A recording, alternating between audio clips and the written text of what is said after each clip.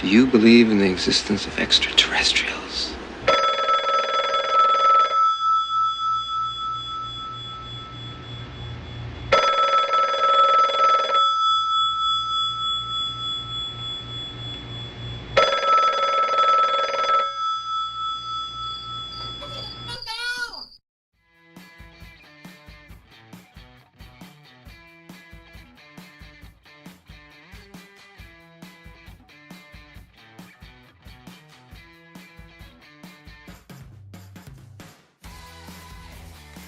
Good morning, good evening, or good afternoon, depending on where and when you're watching this podcast. I'm Thomas Fessler, my friends, and this is Flannel Tonight. Disclosure Tonight. Welcome, everybody. Welcome to Disclosure Tonight.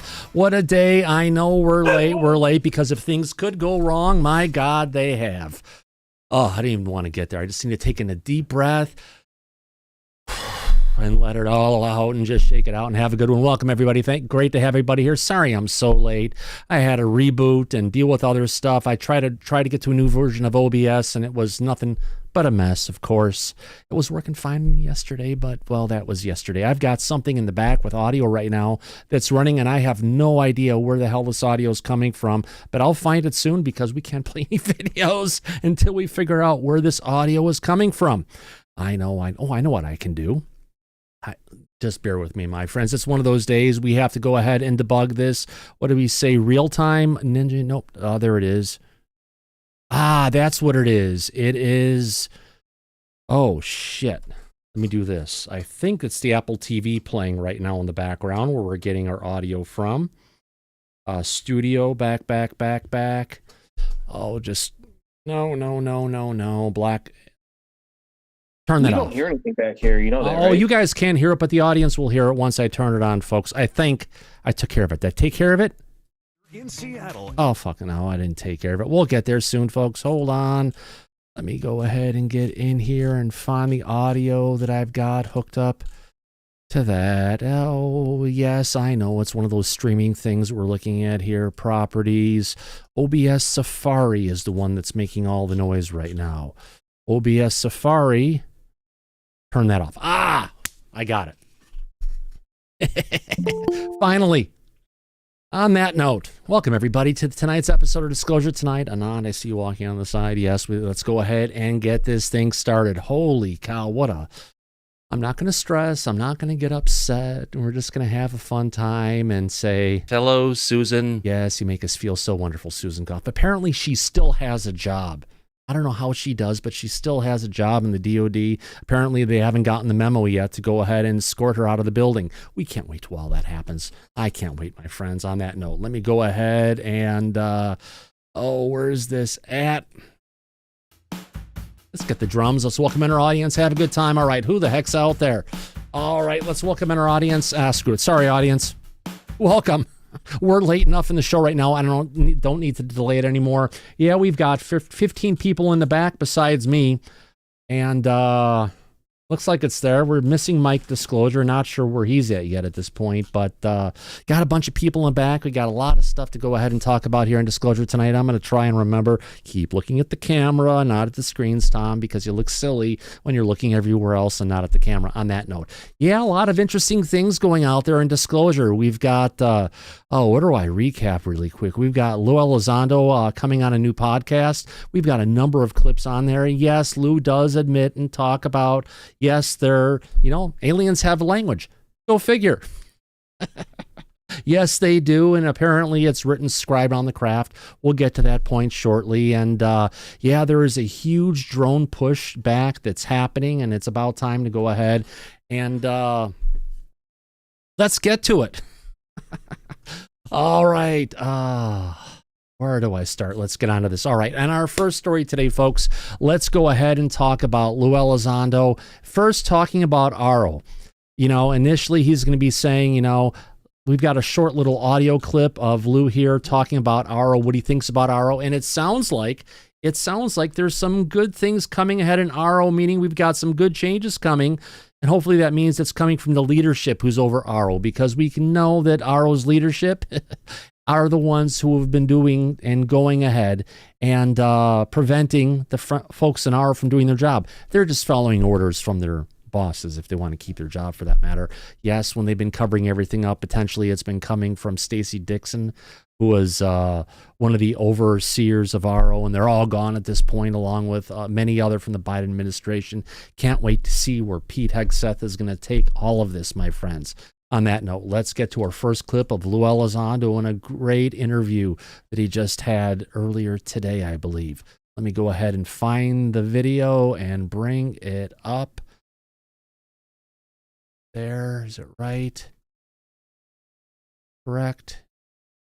No, it's not. Here we go. Interview. Let's go to video full. All right, there we go. There's Lou. Hello, Lou. Great to have you here. Now, you're not in our studio, but let me also follow by fair use, too, just to be safe on this one. Get the Disclosure Tonight logo down a little bit more. Roll this up. All right, here we go in his first clip. Lou Elizondo talking about RO, of which we'll be talking about, and then seeing what everybody thinks about it. On that note, here we go. But brother, look, you already had a former director of national intelligence state for the record that these things are real, whatever they are. You had a former director of the CIA, you had 2 former presidents of the United States. You've got other elected leaders in other countries all saying it. I mean, people say, well, when are we going to have disclosure? I said, look, you already have it. Oh, shit. Sorry, damn it. I did it. But brother, look, you already have a disclosure you want. Yeah. Have it. We've crossed that Rubicon already. Now the question. Okay. All right. I'm going to pop my head up here. While Lou is claiming we have disclosure, the general public has not had the proof, at least I think, we need for disclosure. We can all talk about it and say some people in the government have gotten us there. But honestly, I don't think we've gotten there yet. It looks like we have someone in the back, a veteran from the Air Force, from the South. Let's go ahead and welcome, or Southwest, I could say. Is it South or Southwest, Ed? Well, I guess you could call it either. Well, let's just call it Texas. Texas. All right, we'll call it Texas. Our next caller is from the great state of Texas. Welcome, my friend Ed. How you doing? Thank you, Tom. So I just want to comment on the thing you just last said about the disclosure and the people not recognizing it. I think part of the problem is that we argue among ourselves, all the people that are in this field of ufology. Live stream. We argue among ourselves, and then it causes the lack of credibility to make us question whether there's disclosure. Just search my name, Tom. Sorry about that. I don't know how much you caught of that. I didn't. I had a phone call coming at the same time. Apparently, I'm the Mr. Popular guy today. But fighting among ourselves, and I'm not going to mention names, but there are just so many people that will say, "Well, it's this way or this way or this way," and it causes you to really question whether or not we have believability among the public. Yeah. I would have to go ahead and say, anyone else? Andy, what is your thoughts? Do you think we've hit disclosure yet? I think we need more information, not just information. I think we need some proof. What are your thoughts? Call on Andy without him knowing first. Maybe we'll get to it. All right. So yeah, let's watch more of Lou and we'll get on from there. Here we go. And I'll ask the audience too. Question is, what are we going to do about it and how are we going to have it? It may not be the flavor of disclosure you want, but you already have the government. Look, you have the setting up of Arrow. Yeah, I know there's some hiccups there and they still kind of dorking around, but that'll be fixed very soon. Yeah, you have a new administration in the United States that is very proactive in this topic, wants the American people to know the truth and think the American people can handle the truth. And by the way, same with our elected officials. For the first time, we have a bipartisan issue that both Democrats and Republicans can agree with and say, yeah, you know what? Americans deserve the truth. So we've already had disclosure, big D as people call it. It's just maybe not the flavor people are expecting. But brother, look, you already had a former director of national intelligence state for the record that these things are right. Okay, so he's talking about former director of national intelligence Ratcliffe, who's now the head of the CIA, who talked about this some time ago. Question is, have we hit disclosure? And you know what? I have got a survey going up with our audience. So let's go ahead. This is your chance to go ahead and vote, my friends. Let me go ahead and get that together and get that up there. Let's see where our audience is taking that. How do I know? Let's go ahead and get up that wonderful sound effect. I'll try and update that one when I get a chance, my friend. Let me turn it down a little bit so it's not quite so loud. All right. Has disclosure happened? One of those days, I tell you, folks, I've been in meetings since 8 a.m. nonstop. That's okay. That's what I'm made for some days. All right. Has disclosure happened? So far, 25% of our audience is saying yes. 74% is saying no. Hey, Google, set a timer for 1 minute. Got it. 1 minute. We got a minute left. Starting. We got a minute left, folks. I know this has been up for a minute. We usually do it for a minute and a half, 2 minutes. Let's see where our audience is doing this. And I'm sorry for our friends out there in TV land. I think maybe that Google doesn't allow you to go ahead or on the YouTube apps on television sets to go ahead and vote. Remember, the biggest audience we have is watching us live on television. And it's like 40 to 50% of our audience at times. My goodness. So if you can't vote, I'm sorry about that. But we've got 33 seconds left. Has disclosure happened? And the no's have it clearly. 76%, my friends, are saying no. And 23% are saying yes. 77%. It's going up. I'm on. You're on my side. I'm on your side.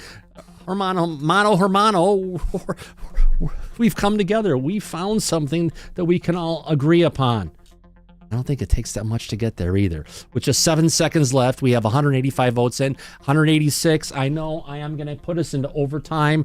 The timer just expired. Can we get to 200 votes? We just need 12 more votes to get us there, folks. Come on. 190. Come on, just 10 more votes. Can we get it to 200? 193. 78% is holding strong. You need 6 more votes. Are we going to get there? 95, 5 more votes, 4 more votes. Come on, folks. And it's not changing. 3 more votes to go to get to 200. 200 votes. There we go. It didn't change. How about that? Let me go ahead and take a screenshot for posterity's sakes. There you go. Our audience has spoken. How about that? 78% of our audience is saying that has disclosure happened? The no's have it. By a huge margin. Thank you, everybody, for going ahead and participating in this vote. Is there anyone in the back who wants to comment on that? How about you, Nanya, Susan, or Rick Doty's here even. Rick, what do you think? Well, unfortunately, I'm going to be in the minority here. I'm going to say officially, no, disclosure's not happened. Unofficially, it has happened. The information's out there. It just hasn't been sanctified by the government. But the stories are out there already. And that's why I say, yes, disclosure happened, but not officially. Not officially. Michael Sokoloff, your thoughts? How did you vote? Yes or no? I have to agree with Rick. That's how I voted as well. It's as far as for myself, yeah, it's disclosed. But for officially, again, no, it's not official, not yet, but it will be down the road sooner or later. Exactly. Mocha does not agree with you, my friend. She is T Freezer Man. What are your thoughts? You might be muted. Sorry, Thomas. I'm with Rick. We've got disclosure. And the reason why I say that is, whistleblowers have come forward. And I know this is going to be very unpopular, but I think people need to realize that the government is not going to give them what they want. And so it's, I honestly think that the government going forward is going to try to lock this down even more than they already have over the last 80 years. You see, I think they're going to try and find a new way to put the toothpaste back in the tube? I think so. That's very disappointing for me to have to say that, but I just honestly feel like disclosure is going to come out. It's already out, but I think what you're going to see is more people like Jake Barber, Jake and other people like him. It's going to come from the public. It's not going to come from the government. Okay. Interesting enough. Corporal Abe, your thoughts? I think disclosures happen publicly, or not publicly. Government has not for public. I agree with Rick and Freezer here. Well, I have got the minority in the back. Thank you, Abe. I appreciate your honesty. Tia Marie, where are you at? Has disclosure happened? To me, yeah, it has. I have to agree with all my gentlemen back here. I believe that it has happened. For those that still want to look to the government for the truth, I think, are going to be, waiting a long time. Yeah. But yeah, I think it's happened. Wow. I don't know where I lost this along the way, but apparently somewhere. Well, at least in my opinion, for that matter, I'll look at it and say, no, disclosure hasn't happened, but everyone is thinking it has. So we'll have to figure that one out, my friends. What is our audience, the 13th man out there, saying right now? Rick, what do you say? I think they are. I think the government has already admitted. We have 3 former presidents admitting that there's something anomalous out there. I think that's enough for me. And that and the Tic Tac, and I don't think I need much more other than the truth as far as how much they actually know. Yeah. Oh, why isn't that showing up? Come on, you can get there. Where is my chat showing up? Don't tell me my chat isn't. Son of a monkey's uncle. Chat capture. Oh, it's disappeared. Try and undisappear it. And it's not showing up. Come on, chat capture, get there. Oh, well, so chat capture isn't showing up right now. I have no idea why. I'm not going to try and figure it out. Coming from our audience, coming from Nicholas Urich, he says, I don't care about disclosure. I just want more tangible evidence publicly available for scientific analysis. I agree with that. Firefly says, just want to know who they are and what they're doing here. Absolutely. We don't care about the craft. We don't care about their energy systems. We don't care about what any of that kind of stuff that our government would want to classify for national security purposes. Who they are and what they're doing here, I think, is the biggest answer we need to have. Greg, what say you? I think we need to start, if we want disclosure, I believe we need to start by eliminating the word disclosure in itself, because I believe it's been so soiled over the years. I think we need to come up with new terminologies. Awakening has always been a good one, I believe, that was thrown into the mix. But I believe that, I've always believed like UFO should say UFO and not UAP, but I definitely think we should change the terminology from disclosure to something else for a start. Thanks, Thomas. Oh, thank you. I appreciate that, Greg. Great points to make, my friends. Yeah, for me, at least on my own personal piece, I want more evidence. I want more than just people coming out and talking on camera. And I want more than people who are coming and talking on camera, vouching for the credibility of the other people who are talking on camera. We just need some serious evidence to help get to this point. On that note, let me go ahead and see what I can do to actually fix this. What is today, friends? Oh, fuck you, Friday. Why isn't this working? Copy that. Let's go to OK. Let me go to another browser window here. Bring this up. Let me go ahead and tag on this. Oh, there it is.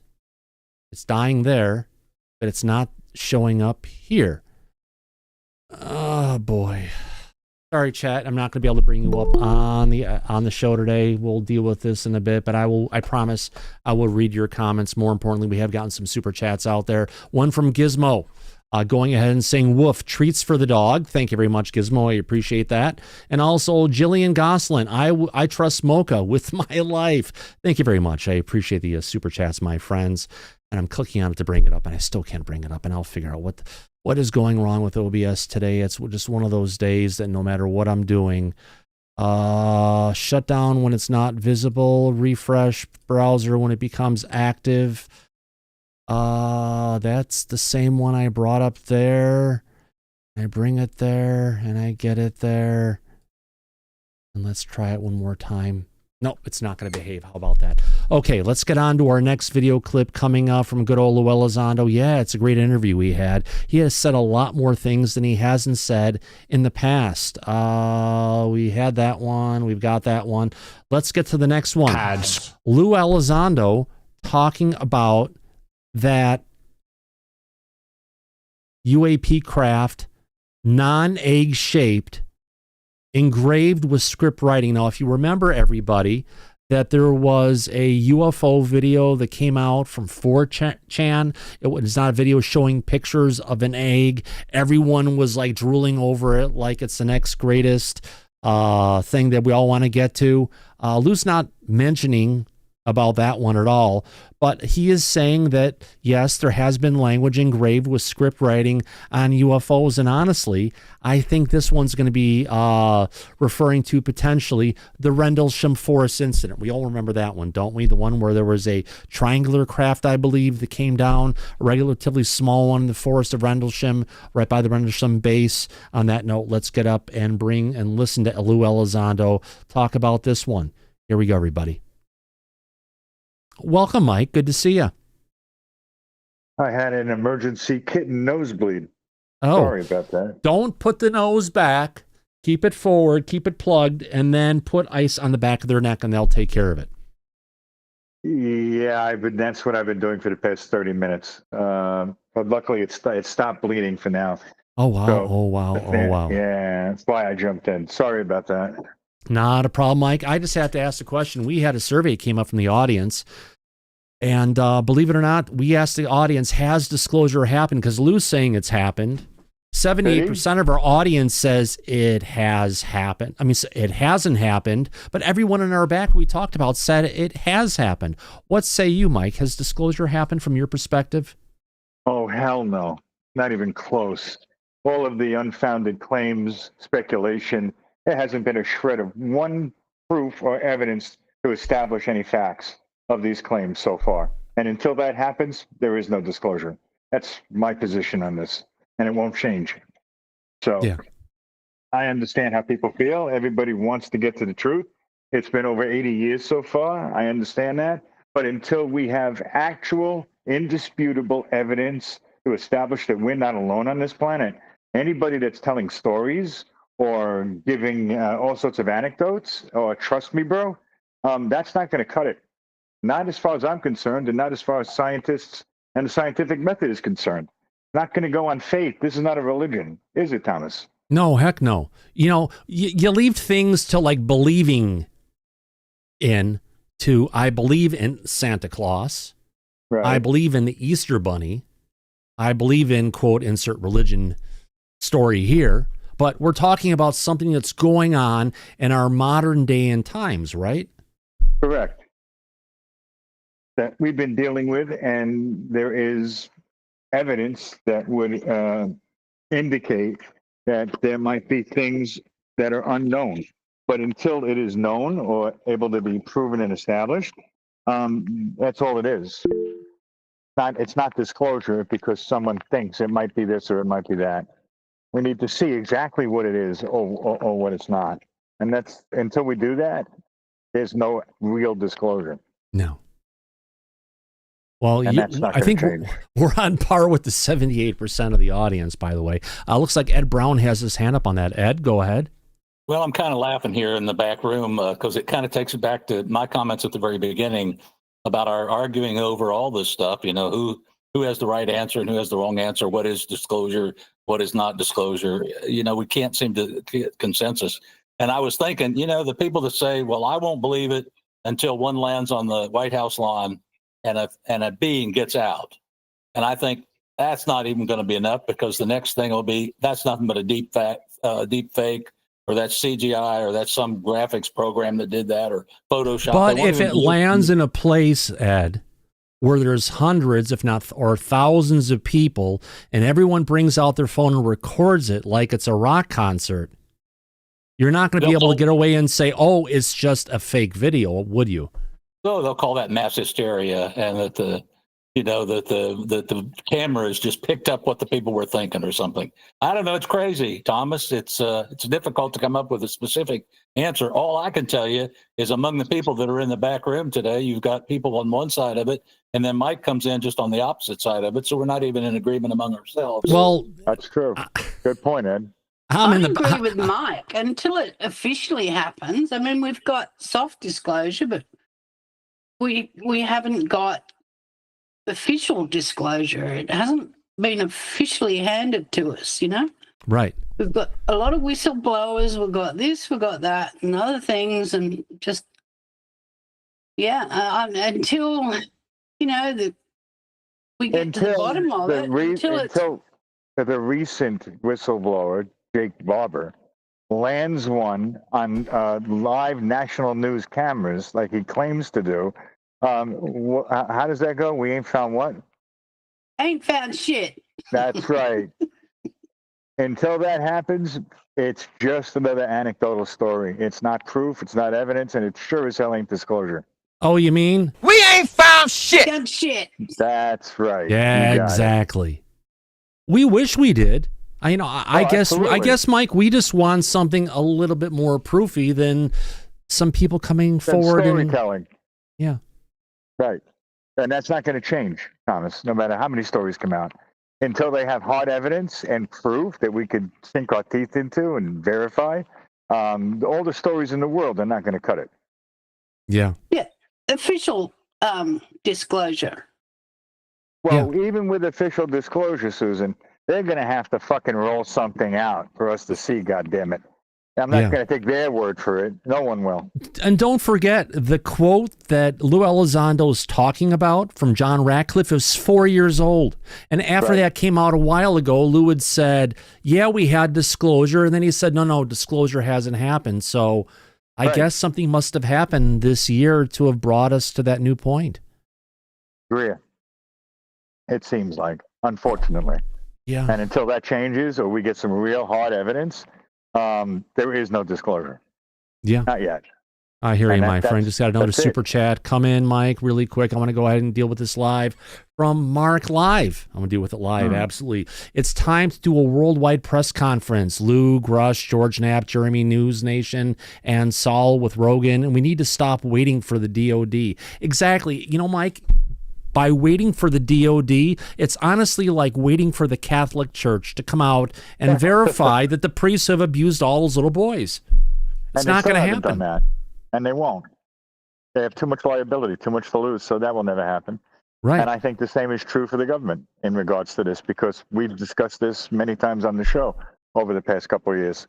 If the government takes liability, and we're talking about capital crimes that people have actually died as a result of this, including the first Secretary of Defense, that's not something they're going to want to take responsibility for. They're not going to openly come out and say, yeah, we did this. There's no way. Right. Oh, we actually did this. We went and shut down we basically gave the technology to a specific defense contractor, and that caused other defense contractors to go belly up and actually be, if you want to call it, taken over by pennies on the dollar by Lockheed or Northrop. Right. And all these people lost all this money, and now we find out that it's due to the lawsuit. At the very least, that's a huge amount of money. Stockholders, forget it. They're not going to want to touch this and open their arms and say, yes, we're not alone. Here's the proof. There's no way. Yeah. We'd have to force it to them, or we'd have to get it ourselves. It would have to come down. We'd have to have some sort of proof from the scientific groups that we're aware of that are looking to ascertain that there is, in fact, proof to establish technology beyond our own. But until that comes out publicly, nothing has changed. Quick note for Truth Seeker. Look for the script of exactly what they said, Grush said. And we don't have an actual release from Grush saying these things, but look at each individual word of what they actually said. You got to look into these. There's a lot of hedging going on if what they said is correct, if what is going on is true. There's a lot of those ifs, and you can't miss those ifs when you're listening to anybody talking about this stuff. Because it's important. You know, lawyers use language as a tool because that's their stock in trade. The words mean everything. And when somebody makes a statement and then they use the word if in the middle of it, that indicates that statement may or may not be true. It's called a hedge. Right. Exactly. So you got to take it at face value. Yeah, absolutely. And we know whose favorite word if is, but let the audience judge for themselves. Oh, yeah. We've got a couple people more in the back with their hands up. Let's get to Sergeant Daniel and then Andy. Sergeant Daniel. Hey, how you doing? So I'd like to play devil's advocate on this. And you guys, I think you have to look at it from what the president's dealing with. What's scaring them so much that they puts them in the corner? They all come out, they're going to say they campaign on it. But what's keeping them hiding their head? And because this whole drone thing is a joke, and everybody knows it's all BS. And what's scaring them so much? And is it oil prices going to the, once they find out we have free energy, or is it? Oh, we don't have free energy. Right. Well, no, that's what I'm saying. We have the knowledge about how to make free energy. Is that what they're worried about? Or are they worried about the fact that, they're told by these entities not to disclose? I mean, Obama, he was on one of those talk shows, and he jokingly said, "Oh, they have strict control. They won't let us have any secrets." He kind of laughed it off. But if you look at it, he might be telling the truth. Yeah, but then again, he wasn't joking when he went after his term ended and went on another late night show and said, "No, all kidding aside, there are objects in our skies that are performing in ways we don't understand, and we don't know what they are." That was a true statement. So that's about as close as we can. And don't forget, Mike, most recently, anything that has anything to do with anything real, we've had complete pushback and denial coming out of the DOD.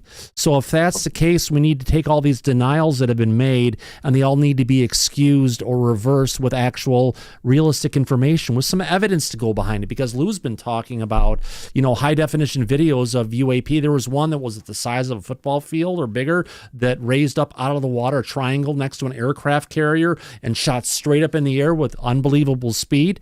And he said there's no reason why that shouldn't be declassified. And if that's the case, that's the kind of stuff I think we need to see, more than just a couple little dots moving around, a pixel pattern of, that's not much bigger than 8x8 or 16x16 pixels to go ahead and show that there's something happening in the skies. I really think the big C messed everybody up. They ran everybody out of toilet paper. And I mean, you don't know what the average person's going to do. They might lose their mind. That's probably what they're thinking. People are just going to go crazy and run out into the street. Maybe. You never know. Honestly, I think our society we got right now, people are saying people who are baby boomers and older are going to have a hard time going ahead and adopting and getting the idea.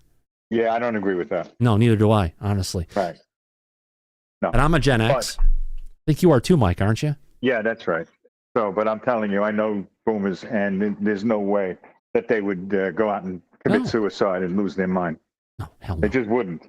And as far as the footage that the government would release of something larger than a football field or an aircraft carrier, that would be a step in the right direction. Yeah. But it's up to the Trump administration at this point to declassify all that and get it out there publicly.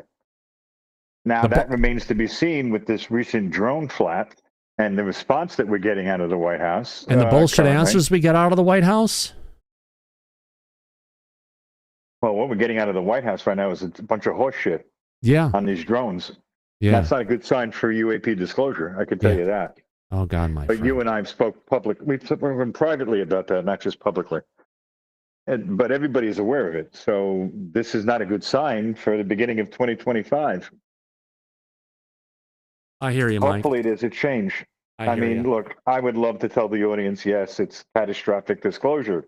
That's what we all want and need. That's what this is about.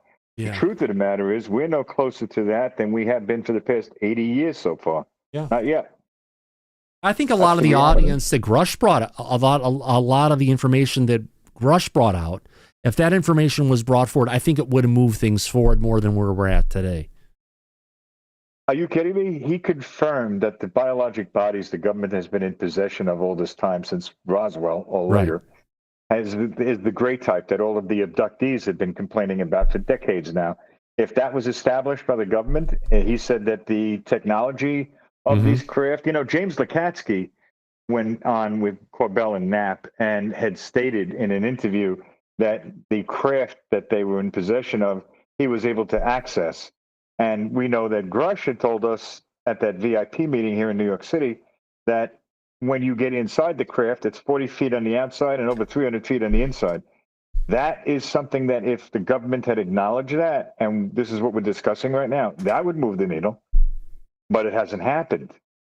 Maybe if the new administration moves forward on this diligently and they get all of the right people into the cabinet that are pro-disclosure, and they clean house in the goddamn DOD and get rid of Susan Goff, maybe we have a chance at getting this information finally coming out publicly. Maybe. That would be a good first step, Mike. I think so. You and I are in complete agreement on that. Yeah. And we have been for some time. Andy, you have your hand up, my friend.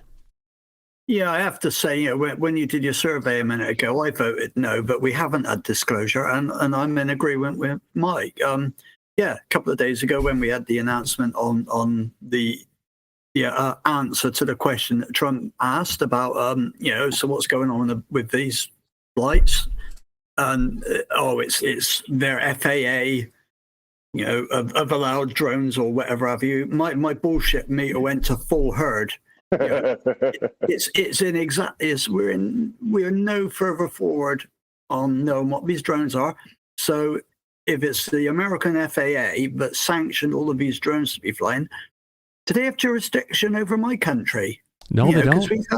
We've had these objects flying over, as we've shown on the show, you know, Lake and Heath and several other air bases in the UK. You know, we're hearing reports of these things being seen all over the place, including, you know, our mutual, I'll say, enemies, Russia, China, you know, and many other countries, friends alike, you know. Yeah, we haven't had disclosure at all. I'm really sorry to say, you know, it's quite disappointing. And they're still over Lake and Heath, Andy. Yeah, That hasn't stopped. It's still happening now. And I'm all for, you know, catastrophic disclosure. I think it's the only way we can go. Somebody's got to have the balls and the bravery to now come out and lay it all on the table. It's been going on 80 years. You know, I'm 52. I don't want it, you know, my children or their children still waiting around for it long after I'm gone. So yeah, that's how I stand. No, you're right. I think we're all in agreement on that, Andy. But until we get that, we're still in the same boat we've always been in. Hasn't changed yet. If we can, Mike, we have before we bring on our next person in the back to ask, we have a couple people in the audience who are throwing super chats our way. Thomas and Mike, that's coming from Mark Live again. Thomas and Mike, please explain to us what's the weight of the Sol Commission or the Sol Conference. They're well funded. I think they're actually coming together without actually being funded and have a big international platform. Where's the evidence? So what are we going to get with the Sol Conference? We're going to get Colonel Colnell with his slides up on the screen, speculating about this and that. Still not proof, still not evidence. Wouldn't move the needle. It hasn't. These presentations have been going on for some time now, but that hasn't brought us one step closer to any actual real disclosure or proof. Right. So, I mean, honestly, Mike, we just want to see some stuff that we can all relate to and identify with and say, yeah, look at this stuff. You can't deny it. Holy shit, look at this stuff. You know what I mean? But we're not getting there yet. You know, does it mean anything to you if we get someone who was the intelligence community to come out and say something when they haven't said anything before? Does that move you any further forward? It piques my interest a bit, honestly. Well, interest maybe, but as far as any actual proof, is it going to move the needle? No way in hell. Yeah. I don't care what they have to say. It doesn't matter what stories they're telling, because again, this is what it boils down to in the end. It's just a story. Bingo. That's all it is. And until we have actual hard evidence that's indisputable and scientifically established and proven, it's all bullshit. And Mike, Mike, this did not take plants on Twitter from the deep state intelligence community to go ahead and actually take us to this point. This is something that we've been at for a while.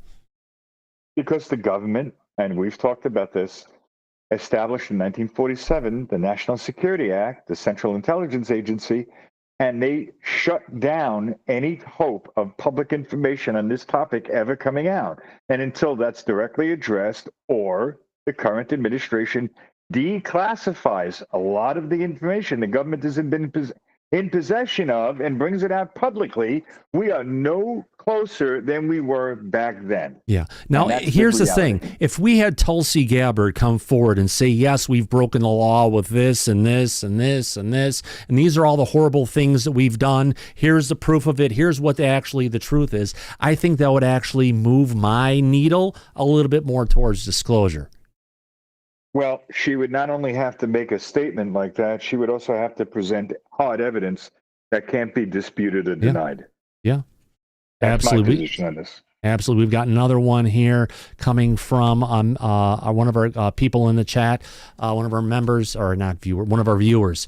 Right click says, am I the only one that doesn't care about the craft? Show me the pilots, show me a live EBE, and ask them where they came from.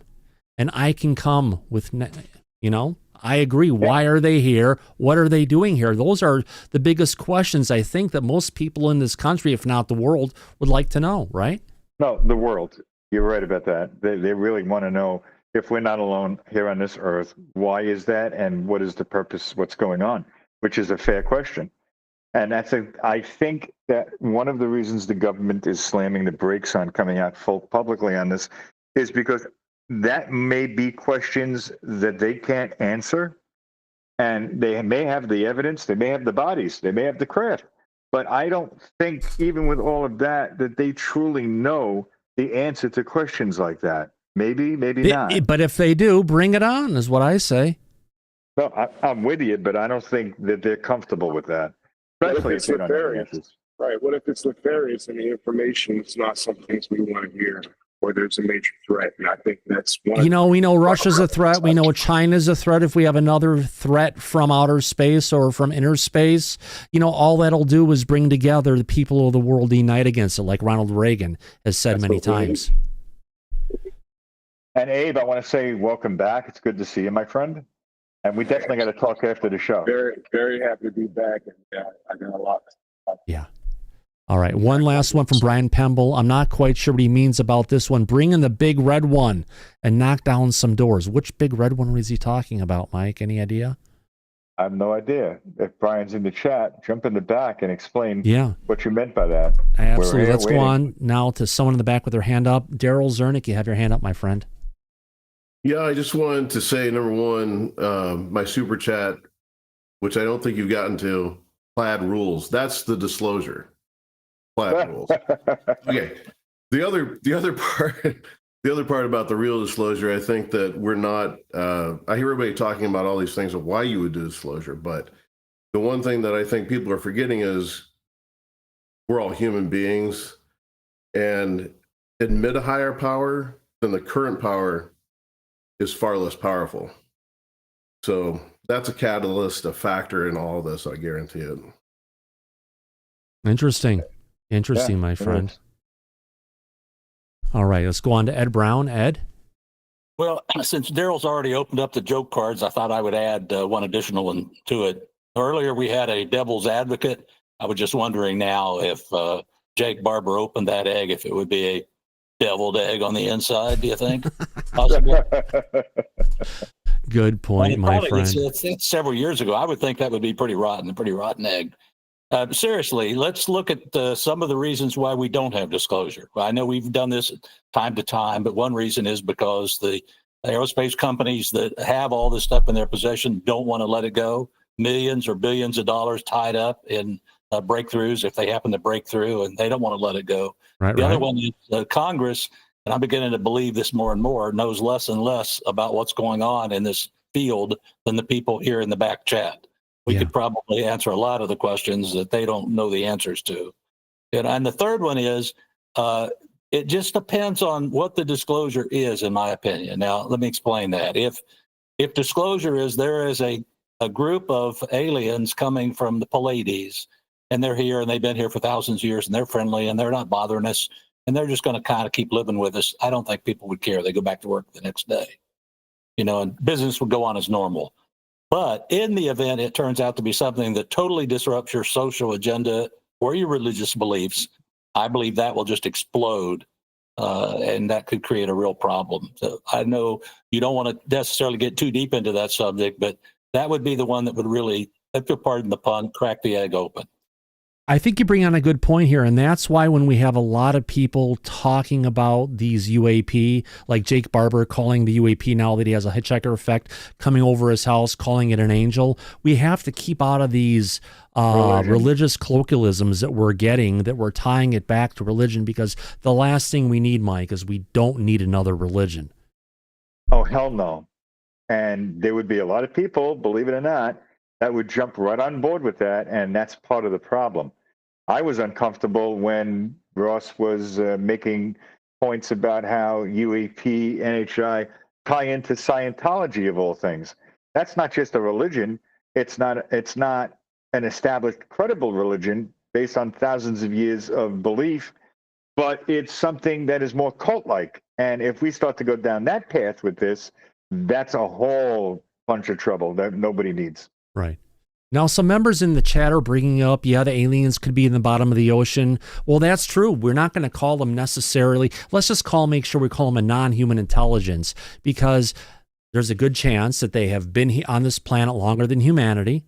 They have been involved in the creation of the human species. They've been involved with religions and setting us down certain paths to try and get us to a certain point. There's a lot of different things that possibly could be. And I say whatever the truth is. Lou has said it. Other people have said it. I think humanity is ready for the truth, no matter where it takes us.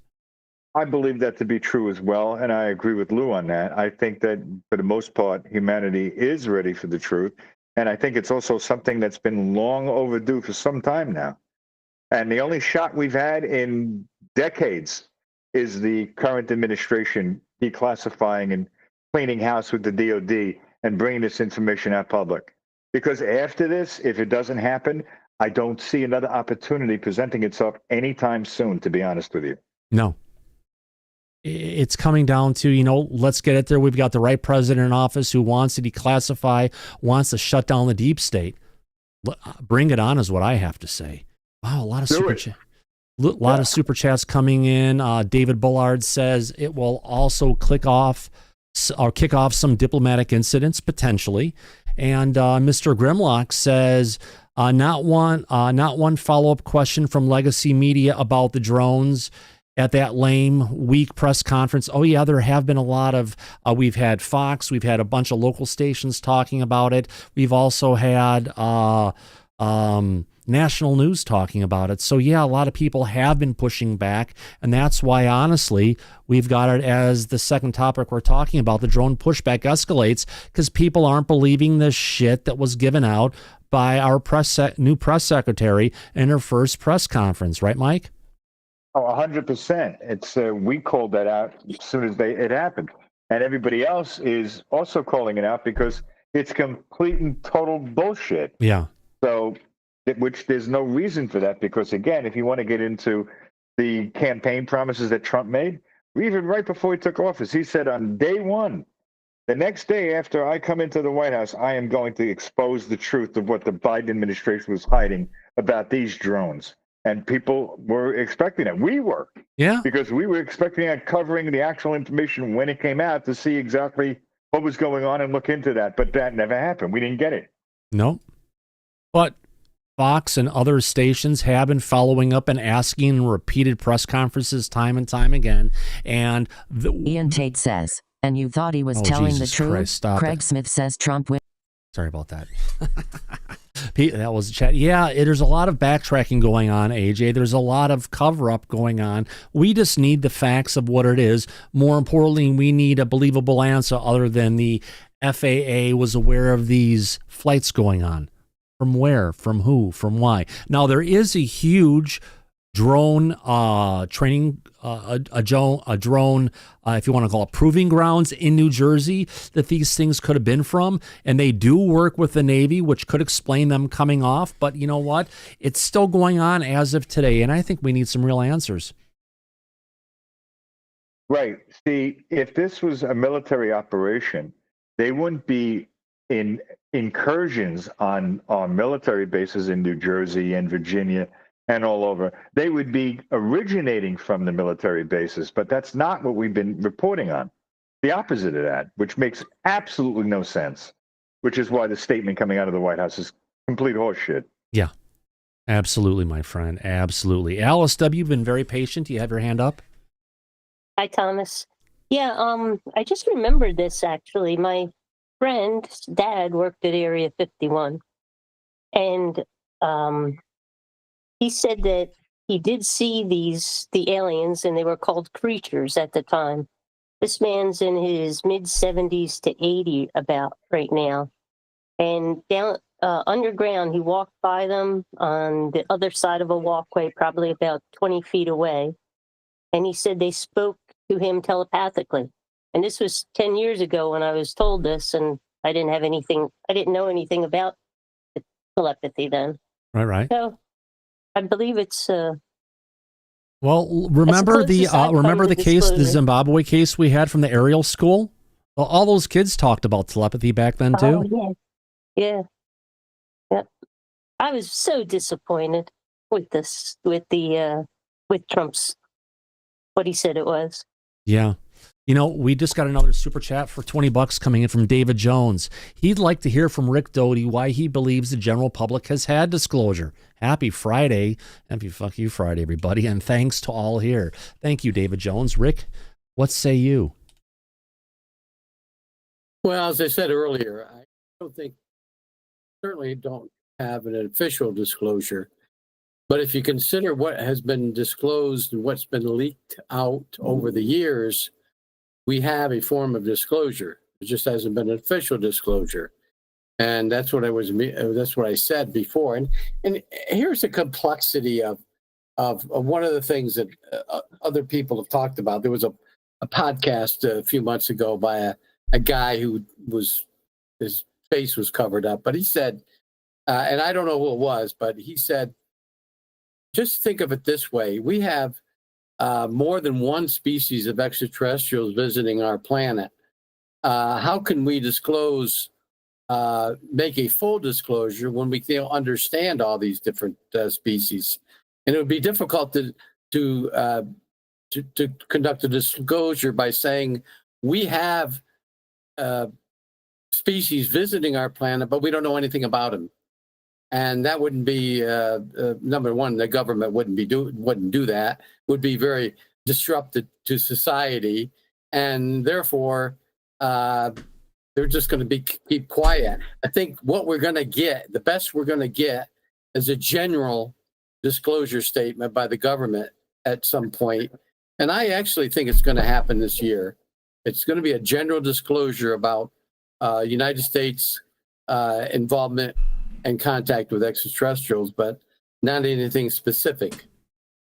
And that's my belief. Thank you, Rick. I appreciate that. Mike, anything from you? And yes, audience, I'm in pain. My lower back has decided to go ahead and rear itself. I've been sitting for way too long, and it's hitting me like a fucking brick wall. So, Nick, go ahead. You have your hand up.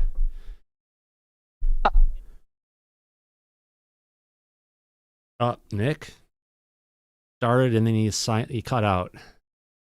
So I got to put that video in the back chat. I sent a video. We'll get to that. We're not there yet, but I appreciate you reminding. And yes, that video that was in the back is no longer there because I had a reboot. So do me a favor, send a link to that, and I will try and get to that before the show's over. If not, we'll get it to it tomorrow, my friends. On that note, Mike, we've got another video clip here coming from Jake Barber that we were going to play earlier that we haven't gotten to yet. Let's go ahead and make sure that Lou Elizondo was talking about on a UAP craft engraved with script writing, meaning that UFOs, aliens have a language. He's not talking about that egg-shaped craft. Remember that one that came out on, where was it? 4chan last week? Yeah. The one we didn't purposely cover because it had bullshit written all over it? Right. That's right. All right, let's go ahead and watch this little clip here of Lou Elizondo talking about this piece. So here we go. Let's get to this one. All right, let's get to the video. Use the TV. You got to put it up. Oh, we got it. We got it there, my friend. Let's get to full. Let's put the fair use top and bottom, and let's play this little clip, folks. Here we go. Aware of craft that had script on it. And not just me. No, there's a long history. Yeah, it's pretty undeniable at this point that was it written or engraved in these crafts? No, it was engraved. It wasn't written. Did it look not too dissimilar from what I just showed you? Yeah, much more precise than that, actually. I mean, there's no doubt about what you showed me there is someone's interpretation of what could be either script or it could be just scratches and the ablative process of it was very blatant. Oh yeah, like clear. Looking at that, yeah. It's like, hey, that's there for an intended purpose. You've seen these on egg crafts? Let me do a polite pass on that. It was on a different craft, but the egg craft is something that is people are now just saying, oh, this is a new form of. Okay, he's not saying here, Mike, that he saw it, right? He's just talking about that he's actually been told about it, right? Right, that's correct. Absolutely. Okay.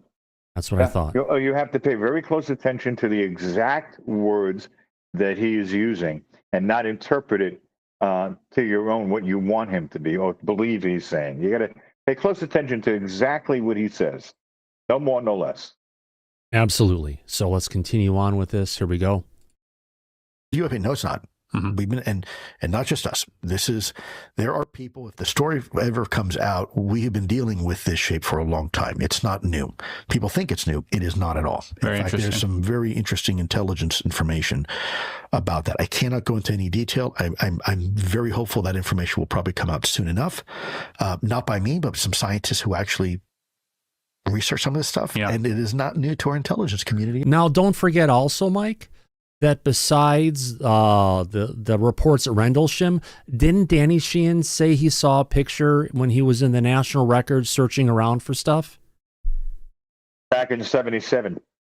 And he snuck it out of his legal pad.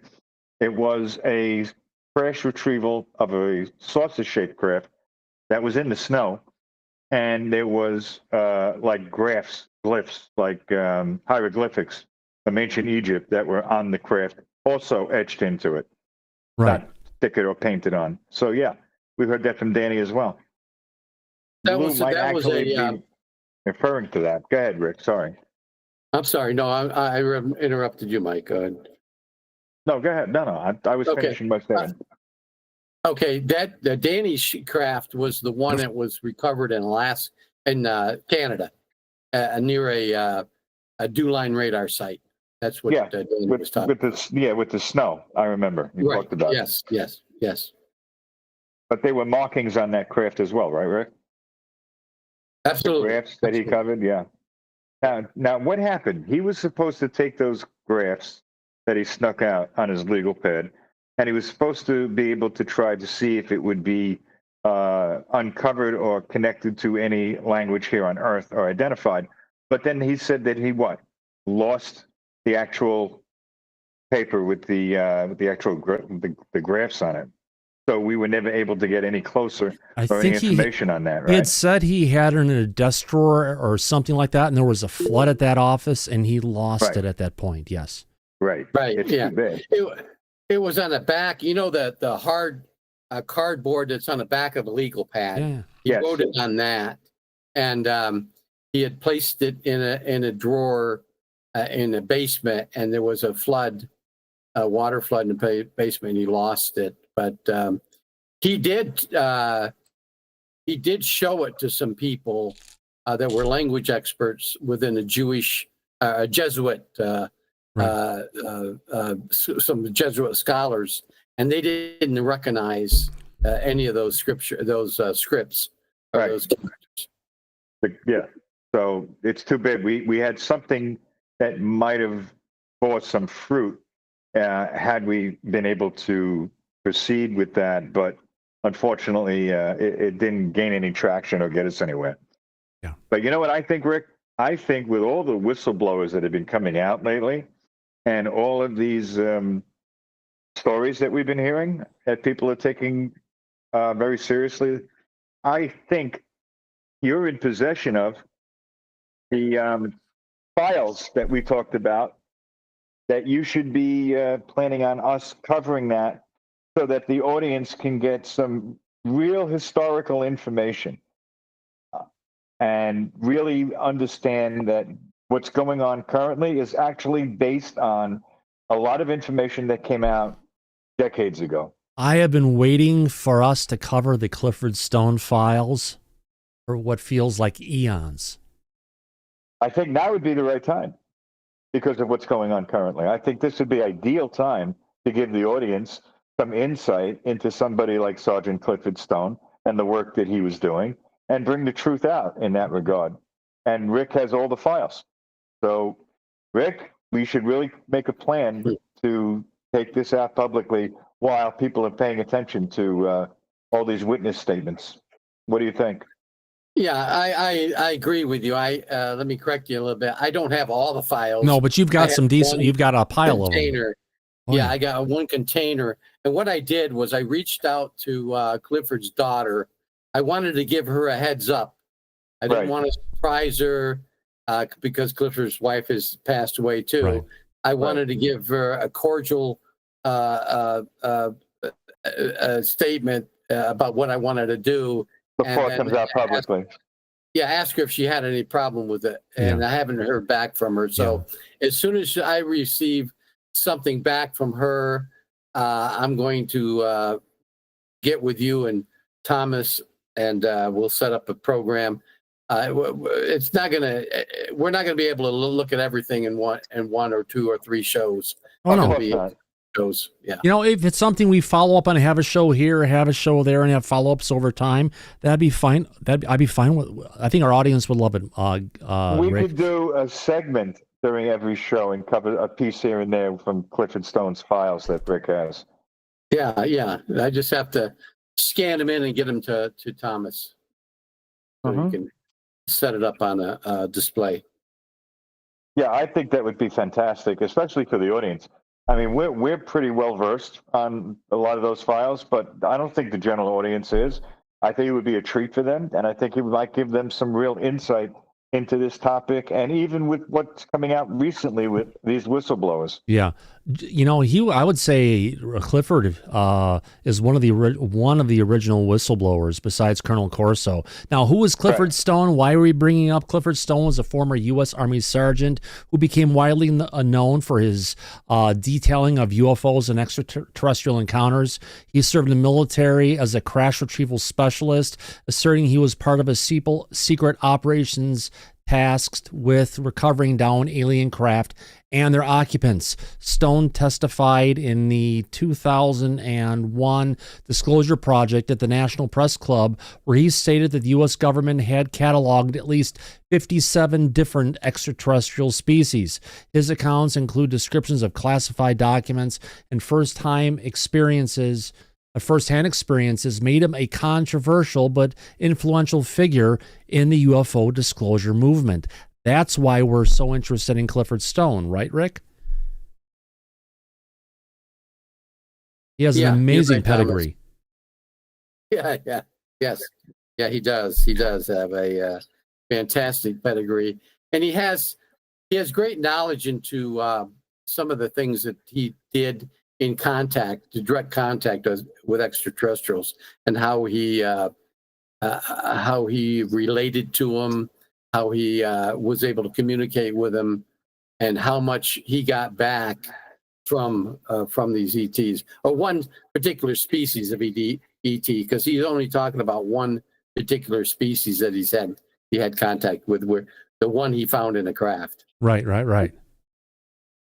Rick, let me ask you, aside from the files, I know that Clifford did interviews back then talking about a lot of the stuff that's in the files. Do you have any of that footage that we might be able to play as well with the information you have in the files, so people could see Clifford and what he was talking about? Yeah, I wish I did.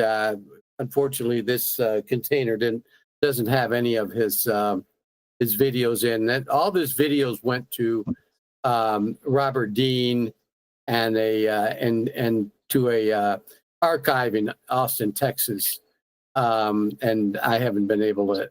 I've seen some of those, but I don't have any. No, everything I got. I've seen them too, and I saw one where he was in a hotel room and they were interviewing him with a camera, and he was sitting in a chair, And he told some really interesting stories firsthand and in person. I don't know if that's public domain now because of how old it was, and if we could maybe find some of the archive footage and play some of that from when we cover him on the show during these segments. I think that would be good for the audience. We'll have to figure that out. Yeah. I sent the video in the back chat. Okay, Thomas. Thank you, Nick. We'll deal with that a bit. Thank you very much. And yeah, if we can go ahead and find those videos, Mike, that's going to be the key. And if not, we've got some great stories, some great documents that come from his personal archives. I can't wait to see when we can go ahead and just start dipping our toes in the water.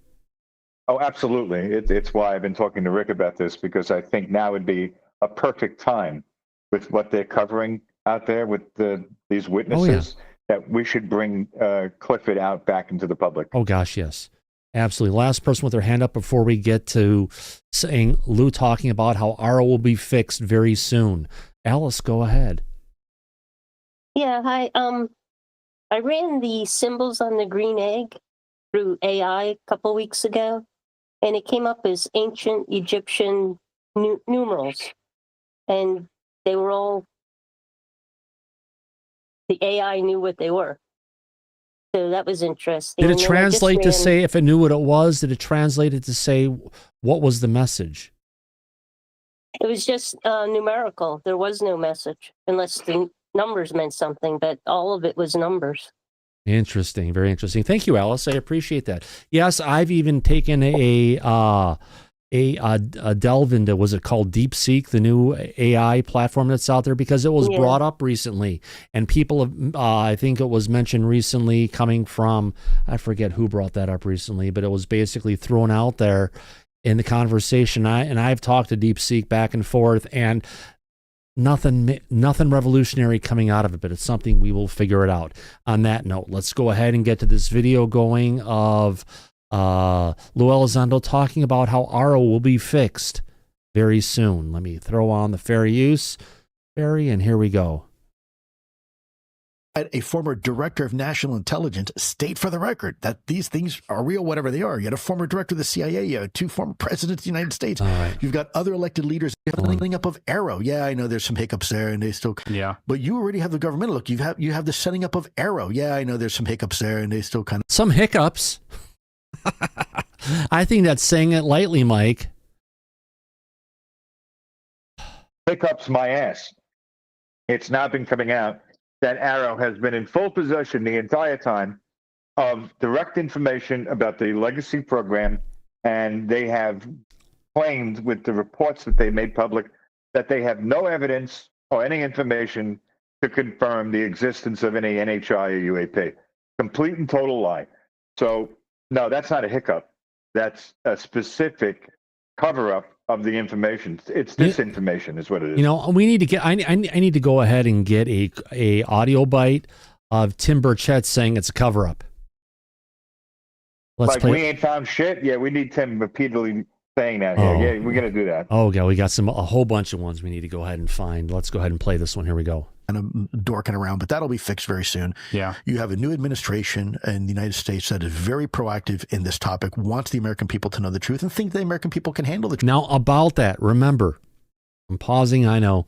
You got to remember, in her opening statement, Tulsi Gabbard, who is our new director of national intelligence as of today, brought it out that we've had a cover-up about UAP and the truth deserves to come forward. So, you know what? Let's see where Tulsi takes us. You know, I didn't expect to hear Tulsi say about this. Did you, Mike? I didn't, but here's what I like. She also said the same thing about the drones, but she did not mix them together as both one and the same. She brought up about UAP. She brought up about the stuff from Havana Syndrome, etc. Which is a real thing and something that the intelligence community has been covering up since it first happened and came out. So, yeah, I think if she stays on this course, then I think we're in good shape. But then again, let me remind you, when Avril Haines took over and she made that first public statement in her new position that it's heavily classified and she wants to declassify a lot of this information, that was the last that we ever heard of her about this. Yeah. I hope that's not the same for Tulsi Gabbard at this point. Laura, Do me a favor. Have your remote viewers take a look at Tulsi Gabbard. See if she'll be our president one day. Because I've got this strong feeling. I've had it for the longest time that it's someday that woman is going to be our president. I've always liked her when she was a Dem. I like her as a Republican. I've heard her statements on it, but I've had this feeling about her that's just really strong that someday she'll be in that post. I agree, Thomas, and I will do that. Yes. Please. Thank you. I appreciate that. If she ever ran, she'd get my vote. Yeah, she ran before, when she was running for office before, and she was going ahead trying to be to go ahead and get the presidential nomination. Unlike Kamala, who dropped out after Iowa, she stayed in it till the end, and she was still ignored by Biden. She should have been the VP. They shut her out. Yeah, unfairly. Yeah, and that's why, like me, who used to be a Democrat, I voted ticket party blue my entire life until our current president came along, and then I switched. We'll leave it at that. Daryl Zernick, you have your hand up. I just want to quickly say Tulsi Gabbard is the reason why Kamala Harris had to drop out of her first presidential campaign, because she totally destroyed her on the debate stage, like in the first round, and she was gone. Yeah, absolutely. So just another person who gained some common sense, huh, Daryl? I think we all have gained a lot of common sense in the last 4 years. Oh, you better believe it. Oh my God. Yeah. Here, let's play a little bit more. Let's get back to Lou talking about our only rewind a little bit. The truth, and think the American people can handle the truth. And by the way, same with our elected officials. For the first time, we have a bipartisan issue that both Democrats and Republicans can agree with and say, yeah, you know what? Americans deserve the truth. So we've already had disclosure, big D, as people call it. It's just maybe not the flavor people are expecting. A former director All of right, national... so that may have been a repeat of what we heard earlier. Sorry, it was put up. There was another one for us to go ahead and get to. Now, Lou Elizondo on the 2027 predictions that are circulating. Mike, we've talked about 2027, potentially 2034, 2036, something about an intervention or something coming, convention maybe of aliens coming to our planet to go ahead and set us straight in what we're thinking about. That's right. So Lou is now addressing this publicly? Yeah. What does he say? Well, let's go ahead and play this. It's a 2-minute and 30-minute clip. Remember, everybody, this is coming from Area 52 on Twitter, on YouTube. Worth it. It's 2 hours or 2 hours. 49, Two hours and 50 minutes or whatever it is. It's long. Right. It's a good one. It's, I've been working so much lately, haven't had a chance to watch it yet. So if anyone in the audience has, it sounds like a good one. A lot of people, Ed, you were talking about this. You seem pretty excited about it. What was your thought about this interview? I thought it was the best interview I've ever seen him do. He was really right up against the edge of stuff that we were all waiting, and my ears were leaning forward as he was speaking. It was a great interview. Yeah. Couldn't agree with you more. Rick Roberts, Mr. Right up the edge. The other thing that I'd mentioned this to you earlier. The other thing that I caught was he was really saying more with what he didn't say and with his facial expressions than things that he did say. You could see he was wanting to speak and he had to hold it back. Oh, that's the thing I was actually talking about with my friend, with our former producer in the back, Gary, when we've been watching all these great videos out there of cops arresting people, and you can see them firsthand perspective going and doing stuff and apprehending people. What we're missing is those facial expressions of how they're actually, what they're looking like when they're saying the words. And that's what we're getting out of Lou, and that's what you really, if you want to call it, agreed with, Ed. Rick Roberts, you have your hand up, Mr. Pufferfish. Will you puff is the question. I didn't get to see the whole interview, but from watching this interview with Lou, it did look a lot different. Like he was more direct, less being, being less direct. Usually he's not as direct when you watch the interviews, but he was pretty direct with this. It's almost like he was campaigning to be the UFO Lazar. He put out an article that we haven't covered yet that came out on where was that at? Over on the Hill, talking about the UAS and advanced technologies are. He's really hitting hard for that one. I can't wait to see where that one is going to potentially go. If we can get back to this, Alice, last question. It looks like this interview is a job interview. Potentially, yes. Yeah. Alice, your statement? Yeah, Thomas, I just wanted to let you know I just sent the interpretation of the egg files to your email. Thank you. That's something we can probably cover tomorrow. Appreciate, or if we have time today, but not how it looks right now. We've barely gotten a scratch on what Lou's been saying. But thank you, Alice. I appreciate your help. Thank you. Sure. All right, let's get back to this. Here we go. Take your time. You know, well, I know a lot of people, you know, this is nothing new. There's entire religions that plan for doomsday, right? The end of the world's coming. Then you have, you know, oh, then it's Y2K, and then, oh, it's the end of the Aztec calendar, right? And, you know, it's now, there is some speculation, and I won't say specifics, that there may be something in later on, but the problem is I wouldn't go to the bank with it, and what the specifics are, because it's first of all, it's hearsay, and it's also, which is different before, because when Lewis talked about this before, Lewis said, yes, I've heard about it. I'm not going to comment on it. The people who said this need to be the people who are commenting on it. So now we're actually getting Lou commenting on this. So pay attention, folks. I rewound it a couple seconds. Let's hear what he says again. The problem is I wouldn't go to the bank with it, and what the specifics are, because it's first of all, it's hearsay. And it's also yes, there was an official effort by some people in the government to actually look at this data, and there were some products produced. That's a fact. I won't go into more detail than that, but it wasn't 2027. Okay. And it was based upon certain observations. And again, I'm very careful because what I don't want to do is people are going to take this, they're going to hang on to these words and say, Lou said so. Okay, based on observations, there is a large object that's heading towards our solar system. And that object is course correcting as our solar system moves, supposedly. So that's what he's kind of alluding to without actually saying. Just want to make sure our audience has an understanding of it. And potentially on that, based on the movement of this object, they were initially estimating that it could be here by 2027. And the last we heard, it was 2036. So it's somewhere between 2027 and 2036 when this giant craft, or whatever the hell it is, will arrive at our planet. Something's coming. No, I'm not saying that. What I'm saying is that there were some people who were anticipating something happening, and it was officially considered by some people based upon certain things, and a product was written.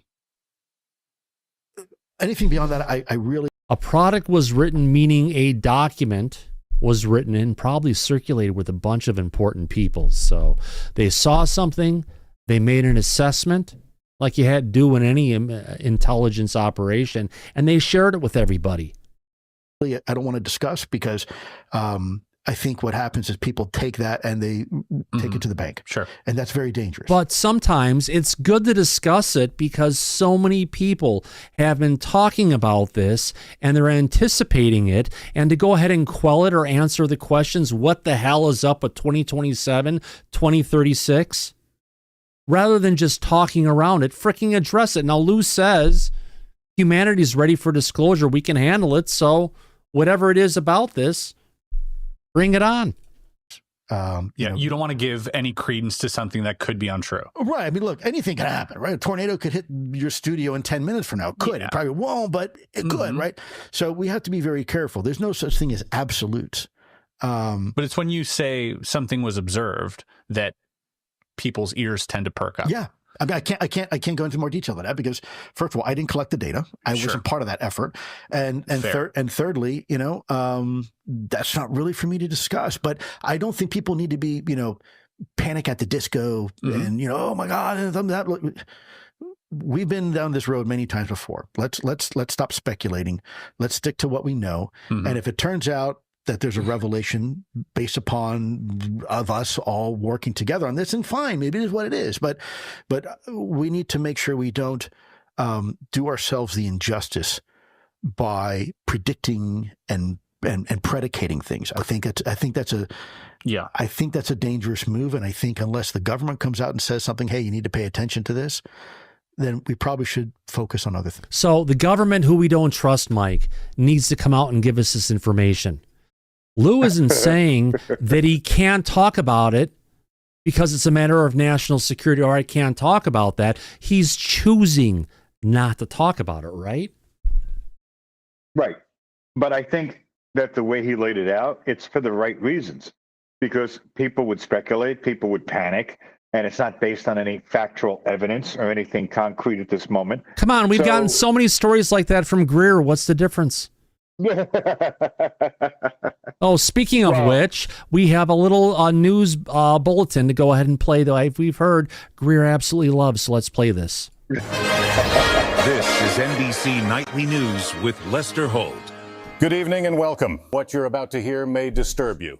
Beloved alien celebrity Benu, the extraterrestrial, was found dead on the outskirts of Wyoming. Reports from eyewitnesses who had spotted two men making a hasty escape from the lifeless Benu. Currently, the Space Force is conducting an investigation, and a pivotal piece of evidence has emerged, potentially indicating that this could be a case of homicide. We've obtained a leaked audio recording from a nearby trail camera. You think you know pain? Please don't hurt me, please. Remember what you did to me? No! Thank you for watching. I'm Lester Holt. Please take care of yourself and each other. Good night. More importantly, Mike, we need to take care of Benu. I think it's not going to hurt if you know what's going on. It's not a matter of national security. Tell us, right? But if he did, it would still be, at this point, just simply speculation. Nothing That's more. fine. That's fine. Well, okay, I get it. Yeah. But it doesn't matter. Cut down We're the getting- rumors, my friend. Cut down the rumors is Yeah. all I have to say. Now, we've got that one. We've got that one. Is that the end of the quotes? Area 52. This one's on 2027 predictions.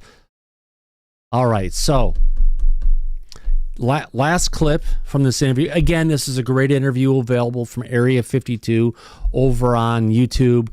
Go ahead and check it out. Again, Ed in our back chat has said this is the best one ever. He loved what it was saying. Let's go ahead, and this is where the aliens are talking about their interest in uranium and gold mines. Remember, who initially said about the UAP being interested in gold mines? Wasn't that going back to the Anunnaki and ancient Samaria, Mike?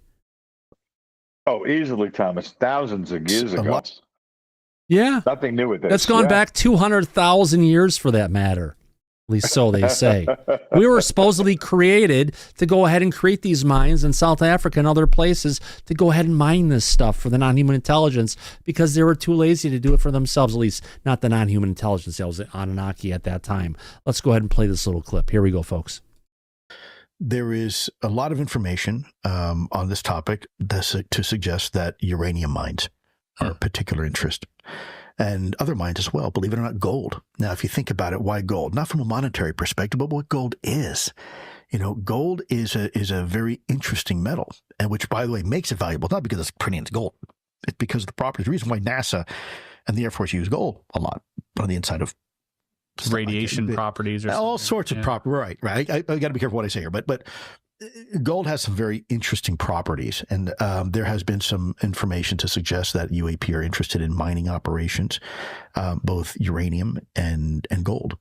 That was also suggested by the 4chan whistleblower who talked. Now, really quick, if I can add into this, talking about gold and uranium, more than just let's zero in on uranium. The aerial school in Zimbabwe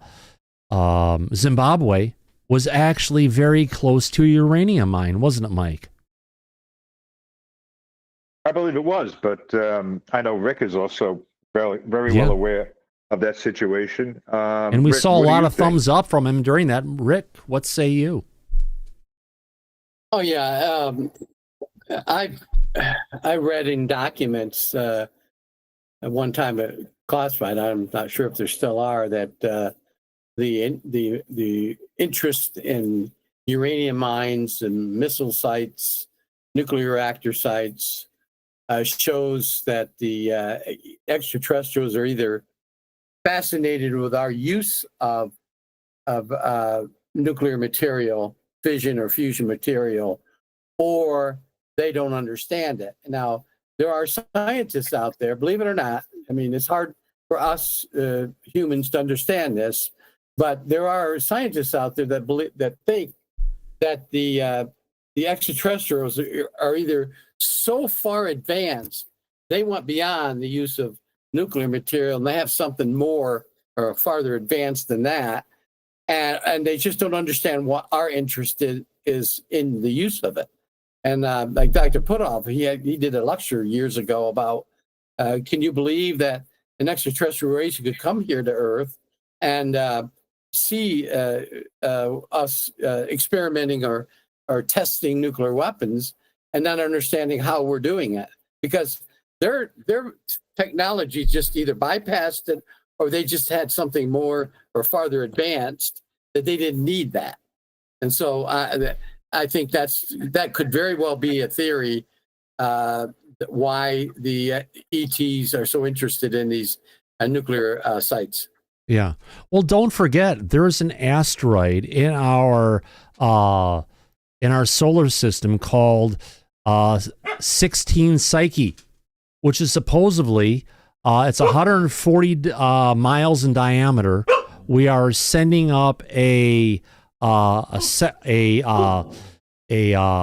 satellite. We're sending a vehicle up there to go ahead and check it out, because supposedly this 140 mile an hour diameter asteroid that's in part of our solar system is made completely out of gold. There's an estimate there are quadrillions of dollars worth of gold in that particular asteroid. So if there's that much gold available in our solar system, would they really need to come to our planet to get it?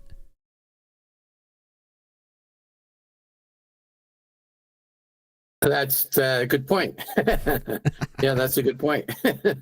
Yeah, now we did launch the satellite to it in 2023, and it could be a big one. Yeah, exactly. Yep. Yeah. All right, where are we at now? Let me get to this. It's getting back to the, Mike, we've had an interesting conversation so far. Now it's about up to me to go ahead and find the next clip I want to go ahead and bring up. I know I've got some other ones here on let me find out where I saved all these videos. I know I downloaded stuff before the video, but right before the show started, but then I had a bunch of my system didn't work. I had to do a reboot followed by a reboot. Let me go ahead and find where that's at really quick. Oh, God dang it. Let me get to this, get to Downey. No, that's not it. Let me put my application here. Give me a second, folks. Okay, we've got that application. Let me get to it. Just another clip that I have saved here that I can go ahead and bring down, and I can get to the folder where it was at. All right. 1 second. I know. Remind me later. Let's go ahead. Reveal and Finder. What are we talking about for videos? Not that one. We've already got that one. Got that one. We've got that one. We've got that one. So while you're looking for it, I'm going to ask Rick a quick question. Rick, have you paid attention to what was going on social media on X today with Gary McKinnon? Did you see all that? Yeah, I did. What did you think about it? Well, I think the government shut him down. He was supposed to have that podcast, but it never went through. And I think the government probably shut him down. He's an interesting character. I followed him, looked at what he claims. I think he would be a very, if we could sit down with him and ask him questions. He doesn't like that. He just likes to talk about what he wants to talk about. He doesn't necessarily answer questions. I think today would have been an ideal opportunity to ask him questions about things that he knows or had access to. Yeah, I was asking him questions today about what was going on, and finally got him to reveal what was behind the big flap with that space of him announcing scheduled guests that were going to speak in the public figures in the community, and none of them were aware of it or agreed to it, which started everything off. And then he finally made a video addressing all of that. The funny thing about that is that I accepted an invitation from him over almost 2 weeks ago for this upcoming scheduled space that I was going to appear and speak at it. But everybody else that was listed as scheduled speakers had all denied any knowledge of any invitation or being contacted directly by Gary. I was, and I was scheduled to appear today. I was the only one, and everybody else blew it off. I didn't realize it went on because I was supposed to be on it too. I didn't see that it ever went on today. Wow. No, it was scheduled for 4 p.m. today. And I received the invitation from him almost 2 weeks ago through the Disclosure Tonight email. Right. And now you got the invitation, but we had people like Matt Ford and other people saying this isn't real, the account is hacked and everything, but that actually prompted, you were able to get Gary McKinnon to go ahead and actually do a YouTube video in response to it, didn't you, Mike? I did, and I've been working on that, speaking with Gary since very early this morning until this afternoon when the video was finally released. So we were able to, Gary and I, get the word out to the public and the concerned people who were allegedly going to appear at the space to get the truth out about everything that was going on, because there was a lot of speculation back and forth. His account was hacked, scammers had taken it over, they were going to be promoting a pump and dump meme coin and trying to defraud everyone. I mean, it was just really insane all day today. And finally, Gary was able to explain what had happened, put out his video on his YouTube channel, and clear the air about this. But he also canceled the space. So it didn't move forward like it was scheduled to do because of it. And he actually... Yeah, that's what I'm saying. The space never materialized, yeah. It didn't, because what happened was the speculation about it being a space to promote a pump and dump meme coin and defraud the audience was actually true. But Gary claimed that he wasn't actually aware of the coin and the people behind the coin that he was supporting to promote in this space until people in social media reached out and told him that they are not credible and this is just defrauding people. Once he became aware of that, he cut ties, allegedly, with these individuals and had then turned around and canceled the scheduled space. You know, Mike, if you like, I have that statement that your conversations prompted Gary to get this out to say, yes, it is me. Should I play it? Oh, absolutely. Here we go. Hello, you of the tube. Just a quick announcement.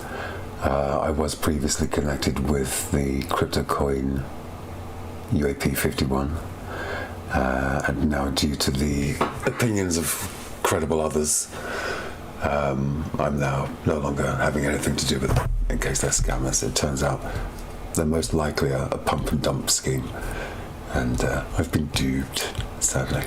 Okay, thanks for listening. So there you go. That was a video you got Gary to go out and say, yeah, it's something that's real. And more than that, the space he wanted to have was a real space that he wanted to put together to bring a lot of people in Disclosure together. Because doesn't Gary have some amazing claims about Disclosure? Oh, he absolutely does. And Rick is right. If we would be able to have a discussion with him and ask questions, I think that would be amazing. But anyone that's aware of Gary's background, it would be difficult because being somebody who's on the autistic spectrum like he is, he's very socially awkward, and asking direct questions is not something that he is excellent at. It would be difficult navigating that. Rick is right about that. He's absolutely correct.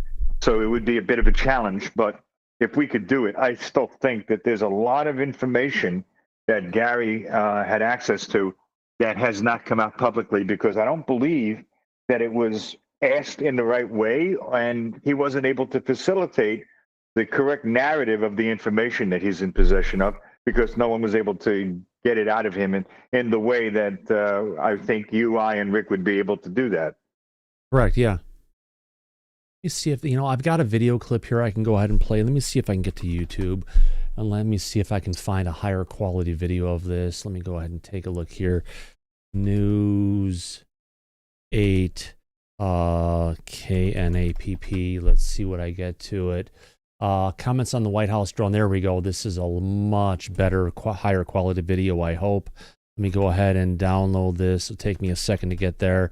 It should look better than the one I've got downloaded here, because it's pretty freaking down res for that matter. It's 3 minutes, 43 seconds. There we go. Yeah, there should be a lot better.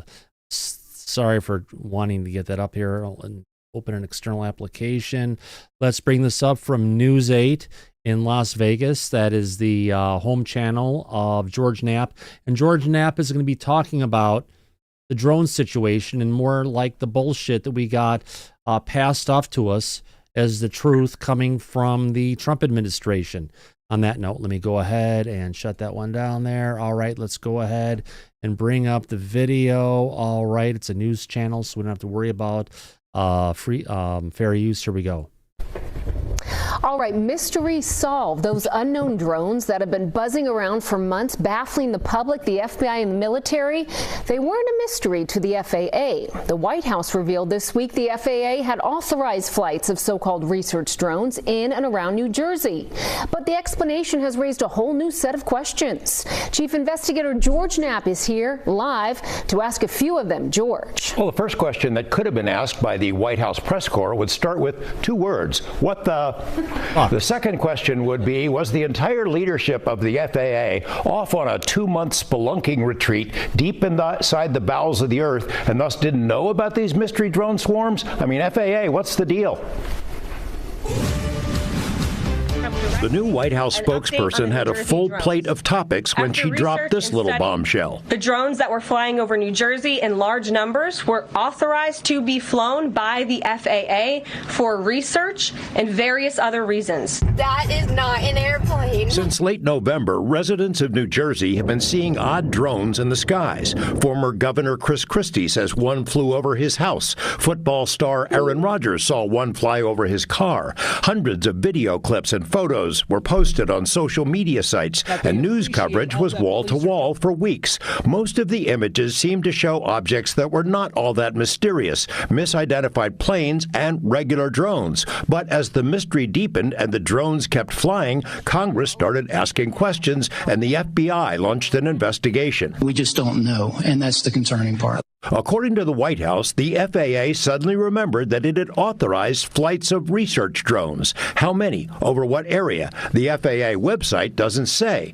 Way back in the distant past, December 17th, the FAA signed a joint statement with the FBI, Department of Defense, and Homeland Security to say that it was dispatching advanced detection technology and trained observers to New Jersey to help investigate the drone mystery. The FAA had also ordered flight restrictions on drones over much of New Jersey, but it didn't fess up.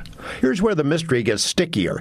In December, drones penetrated the restricted airspace over a New Jersey nuclear plant and over multiple military facilities on the East Coast. And not only that, the drones also went down and shut down helicopters' ability to go ahead and land at hospitals. So there were a lot of incursions. They even shut down, wasn't it Newark Airport, Mike? Or is it it wasn't JFK, it was Newark, right? It was LaGuardia. LaGuardia, Airport yeah. Thank you. For 4 hours. So you mean to tell me that the FAA is authorizing these drones to shut down international airports, emergency medical transport, and this is authorized, and they had no clue? They couldn't publicly make a statement about it?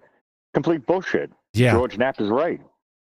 Yeah, 100%. It stinks high to hell of bullshit, my friend. Oh, it does. Yeah. It absolutely, and Completely. he's calling it out. And let me ask you something, Thomas and Rick. It's been a while since you saw George this animated. It is for me. he's really animated about this. And he usually is more even-toned in his reporting. He's pissed, like all of us, like the rest of us. He's absolutely right. Yeah. I like seeing George this animated. Finish the clip. Absolutely. Here we go. Caused Wright-Patterson Air Force Base in Ohio to shut down for a period. Coincidentally, during the same period when the East Coast was being inundated, formations of mystery objects invaded the highly restricted airspace over 4 essential air bases in the UK. The intrusions continued for weeks and were well coordinated, and according to media reports, the U.S. deployed its best anti-drone technology, but it had no effect on the intruders. And what about the serious intrusions that took place for 17 straight nights at Langley Air Force Base in Virginia, exactly a year earlier? Government officials acknowledged they employed their best anti-drone tech, but were unable to jam or track the intruders.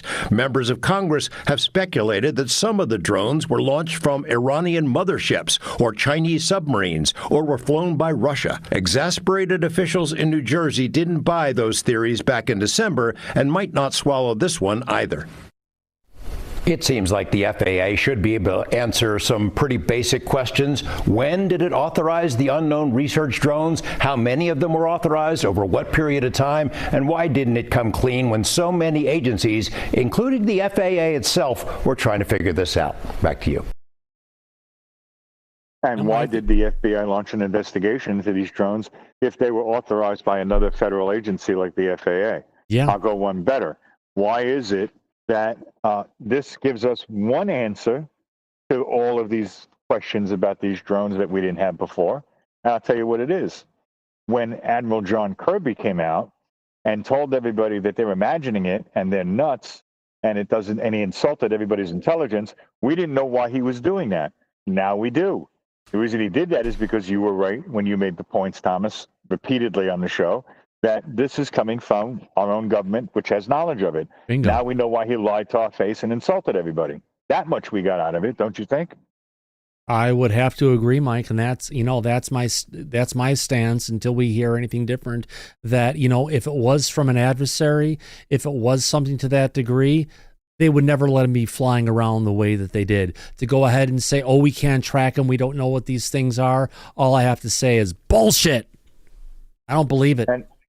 Right. And anytime the government tells us that we're imagining what we're plainly seeing and videotaping and taking gunfire shots at over our own backyards, obviously it means that they're well aware of it and have a hand in it. Mike, these aren't the drones you're looking for. Right. It's a freaking cover-up. Where is Tim Burchett to have that quote, my friend? Absolutely. Oh, we have it. We're going to use it. Oh, we're going to use it so much. Absolutely. It's just a shitty situation, to say the least. We had hoped to get a real answer coming in with a new president. He said he's going to give us an answer, and I don't think we've gotten the answer the American public deserve. I mean, granted, we have gotten a lot of good information about actually, we've gotten more information about what is it, that helicopter that impacted a passenger plane, and it was 150 to 200 feet too high for that. Almost looked like it purposely came right in to take out that craft. And then we had another crash again today. It's just whoever he's getting the information from, clearly not a trusted resource. Oh, clearly not. And it's interesting because now in his second term, he's trying to avoid all of the pitfalls that he had to deal with during the first term. And he vowed to do that as one of his campaign promises. Doesn't seem like that's playing out that way. But, we haven't had a director of national intelligence until a new one until today. Let's see if Tulsi turns a new leaf in this story. Oh, I hope so, especially if there really is sinister things going on behind the scenes.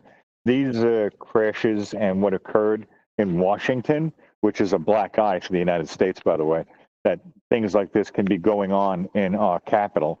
And if it is an assassination attempt or an assassination that took place with all of these people dying on board, that's an even bigger black eye for the new administration. Hopefully she can get to the bottom of this. And if the truth comes out, then we'll know more about this. I mean, it could be members of our own military acting in a way for domestic terrorism, like we had that former military special forces individual who blew up the Tesla in Las Vegas. We seem to have issues with our own military lately with acts like this. So I don't know. We really haven't need to gotten follow clarity this on that path. one yet. A lot of people still point back to that, saying he talked about the drones, he talked about UAP retrieval, but we still haven't gotten. But he clearly was not in a good state of mind, so the statements that were made were salacious, but his mind was also in not the most stable state. Which could be the case for the helicopter pilot that drove the helicopter into the commercial flight. Yeah. We don't know yet. The details haven't come out, but maybe once Tulsi looks into this and we get more information publicly, we could look into this and cover it.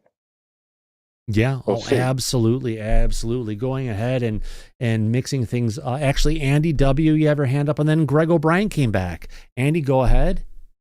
Yeah, I'm just going to get back to the drones a minute. Yeah, so they were doing research and various other things. So what were these various other things they were doing?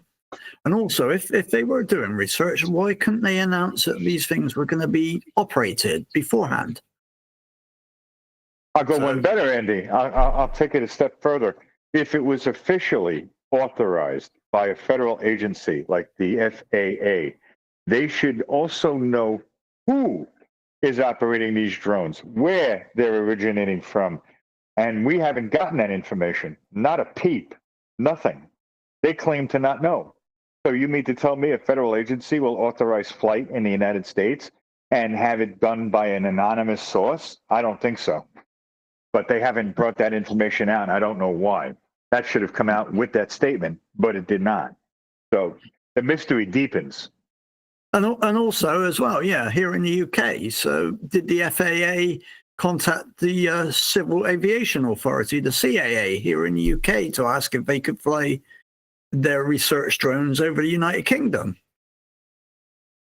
Yeah, but you've gotten silence out of the UK as well over there, right? Yep. And again, so-called, they sent out certain army regiments, from the to hunt these things down. Uh-oh. Yeah. Yeah. So you mean to tell me that you have one federal agency here in the United States that authorizes these objects, but the FBI have to launch an investigation to look into it because there's no information? You mean to tell me after what we went through in 9/11 here in New York City, and we were supposed to close all obstacles in communication between the agencies, that one agency has no idea what the other one does? How could that be in the 21st century right now in 2025? That doesn't make any sense. It's a black eye across the board for our government and your government because of the lack of information at this point. It's ridiculous. It's insulting is what it is. Yep, I 100% agree with you on that. So this is something that we're going to have to get to the bottom of eventually. And with the new members of the cabinet that are taking office, they can hopefully do the right job and get the right information out so we can explore this and do a deep dive and get to the bottom of what the hell was really going on. Because we still don't know. After all of this time, we still have no clue as to what was going on, what this was about, and the disruption that was now, officially stated that it was authorized?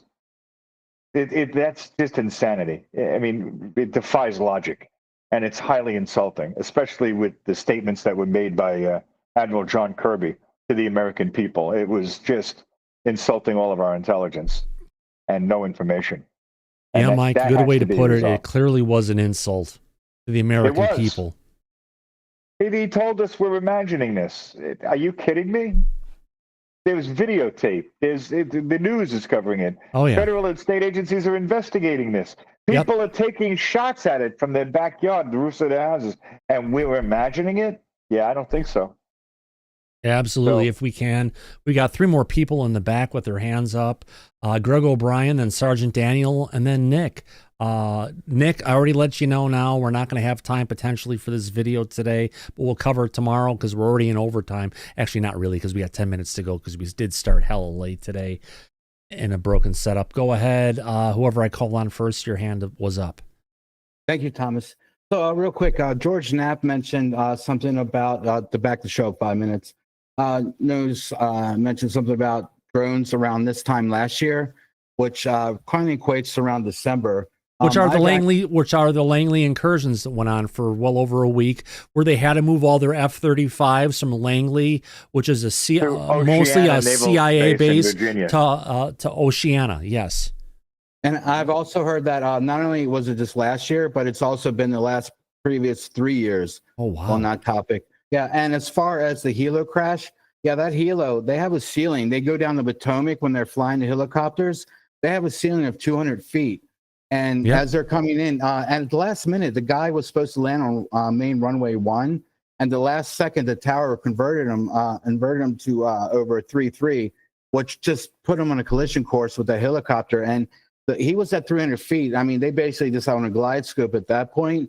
And the helicopter, I don't know whether because he lifts it up. You know, when you're in a car and you're driving and you look right and you're kind of drift right. I think the pilot at that point was searching around for, the object in the sky and kind of pulled or actually, went up on the stick a little bit, which unfortunately led to the 300 feet where they collided.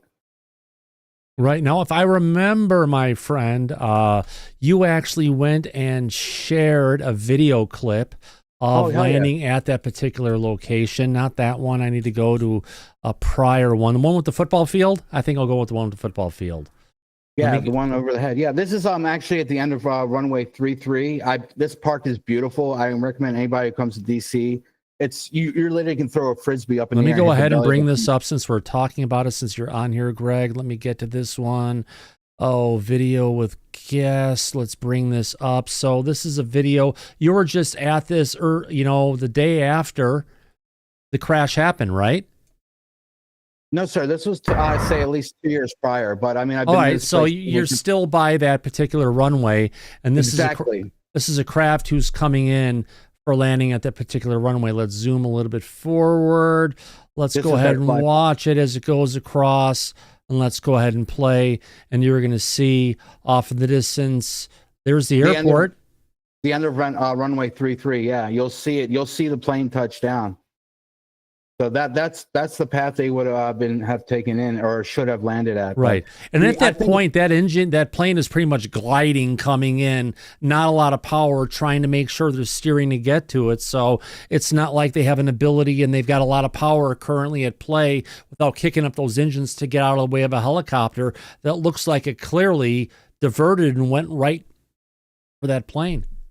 Yeah, unfortunately, I think it was just a mistake on the helicopter pilot ultimately, because he did call visual control at that point. So it was in his hands, and basically all the power is over to that pilot in the control. And he actually called it twice before it hit. So I think the pilot of the helicopters actually saw something else in the sky, and there's probably, I don't think, too much nefarious about this situation. In other words, I wonder if he saw a drone. Who knows? Yeah. Interesting. We appreciate you going ahead and sharing this stuff earlier in the week. I'm glad we could find a time to go ahead and bring it up and give people an idea of where the planes are coming in at, what they're dealing with at that particular location. If we can get across to Sergeant Daniel, I'll just leave this on replay here. Sergeant Daniel, you have your hands up? Yeah, as far as the drones go, and listening to what Trump had to say, his statement left a lot of wiggle room. I mean, drones, of course, all the drones could be the government. Like we all thought. We thought it was from someone from our government, probably Lockheed or Boeing. They were, coming out of one of the skunk works or something, but they were looking for something. And if you look at the research or other reasons, he left himself a lot of wiggle room, but he didn't put himself in a position where he could be questioned about it, because he knows he can't be. It's not going to hold water. But the FAA okayed it. Well, didn't the FAA guy just resign the other day? The head of the FAA. Well, he is. I believe the FAA guy, didn't he resign when when Trump was inaugurated? And here's the thing: they're talking about removing people in positions from the FAA. Let's just go ahead and say it's not going to be about pulling people out of the towers. We're going to be looking at getting rid of the needless bureaucrats that are there in all these positions, that you'll have one bureaucrat who could easily eat up the salary of 4 or 5, or if not, maybe 10 different air traffic controllers. And clearly, we need to look at the capabilities of our air traffic controllers if that's part of the problem that we're seeing here, especially at this airport, because it's supposed to be, I think as Greg described it, our most secure, our best operated airport in the United States. Well, he didn't say what they were looking for. He didn't say, who was authorized to fly them, who the drones were. But if they weren't, what I think that they were probably looking at the UAPs, and that's what they were trying to get a good look at them, and those are the drones. But he wasn't technically lying, because he sent these top secret graviton drones that nobody's supposed to see during the day up in the air to look for this. Either that or you're looking for a loose nuclear weapon. I mean, either way, it really sucks, but, It's just a mess. Greg, I think you called out. Yeah, what you're seeing there again is the approach. Before the fateful day in 2001, at the end of 2001, they actually used to take off from that direction, and they would just. But ever since after 2001, they actually have to land. That's their approach. So I mean, it was really, really cool when they were taking off towards you. So just retrospect. Yeah, I appreciate that, my friend. I appreciate it. Since you're up, Greg. Not meaning to go ahead and switch things up, but that's what we're good here doing Disclosure tonight. We have a picture here in the desert that looks like, it could be something. Now, is it, if you look at this looks like a typical, maybe a building or something that may have eroded over time, and you can still see the 4 walls and interior parts of the structure, right? I see a donkey. You see its ears and its eyes and its nose? No. Okay. But do you see the square? I do now, yeah. Bring it in a little bit more. Here's the square. Here's the other stuff that's going on inside of it. Let's go back to the other one where it's less clouded. This could potentially be more parts of a structure and other things going inside of a fort, whatever you want to call it, right? The right angles, yeah, give it away. However, this isn't the United States. This isn't in China. This isn't in Russia. This isn't in Egypt or Saudi Arabia or anywhere in the world. This is on Mars. Oh, wow. That's beautiful. beautiful. Doesn't that open our minds a bit more to potentially, those viewings that were done by Ingo Swann talking about an advanced civilization of all these real tall people that were there, or tall aliens at that point that were there. There you go. Yeah, anybody's guess at this point, right? It's just really intriguing. I mean, just to keep our minds going. Panspermia comes to mind the first of all, just from Earth to Mars. Oh God, I did get a video down on that. Where the no, we want to see the one about the Palisades fire. No, I thought I downloaded that. There's a no, I don't want to get there. All right. Since we're talking about life that's out there, right? And the possibility we could have something on Mars, since I've got you up here, my friend, let's go ahead and watch this clip together.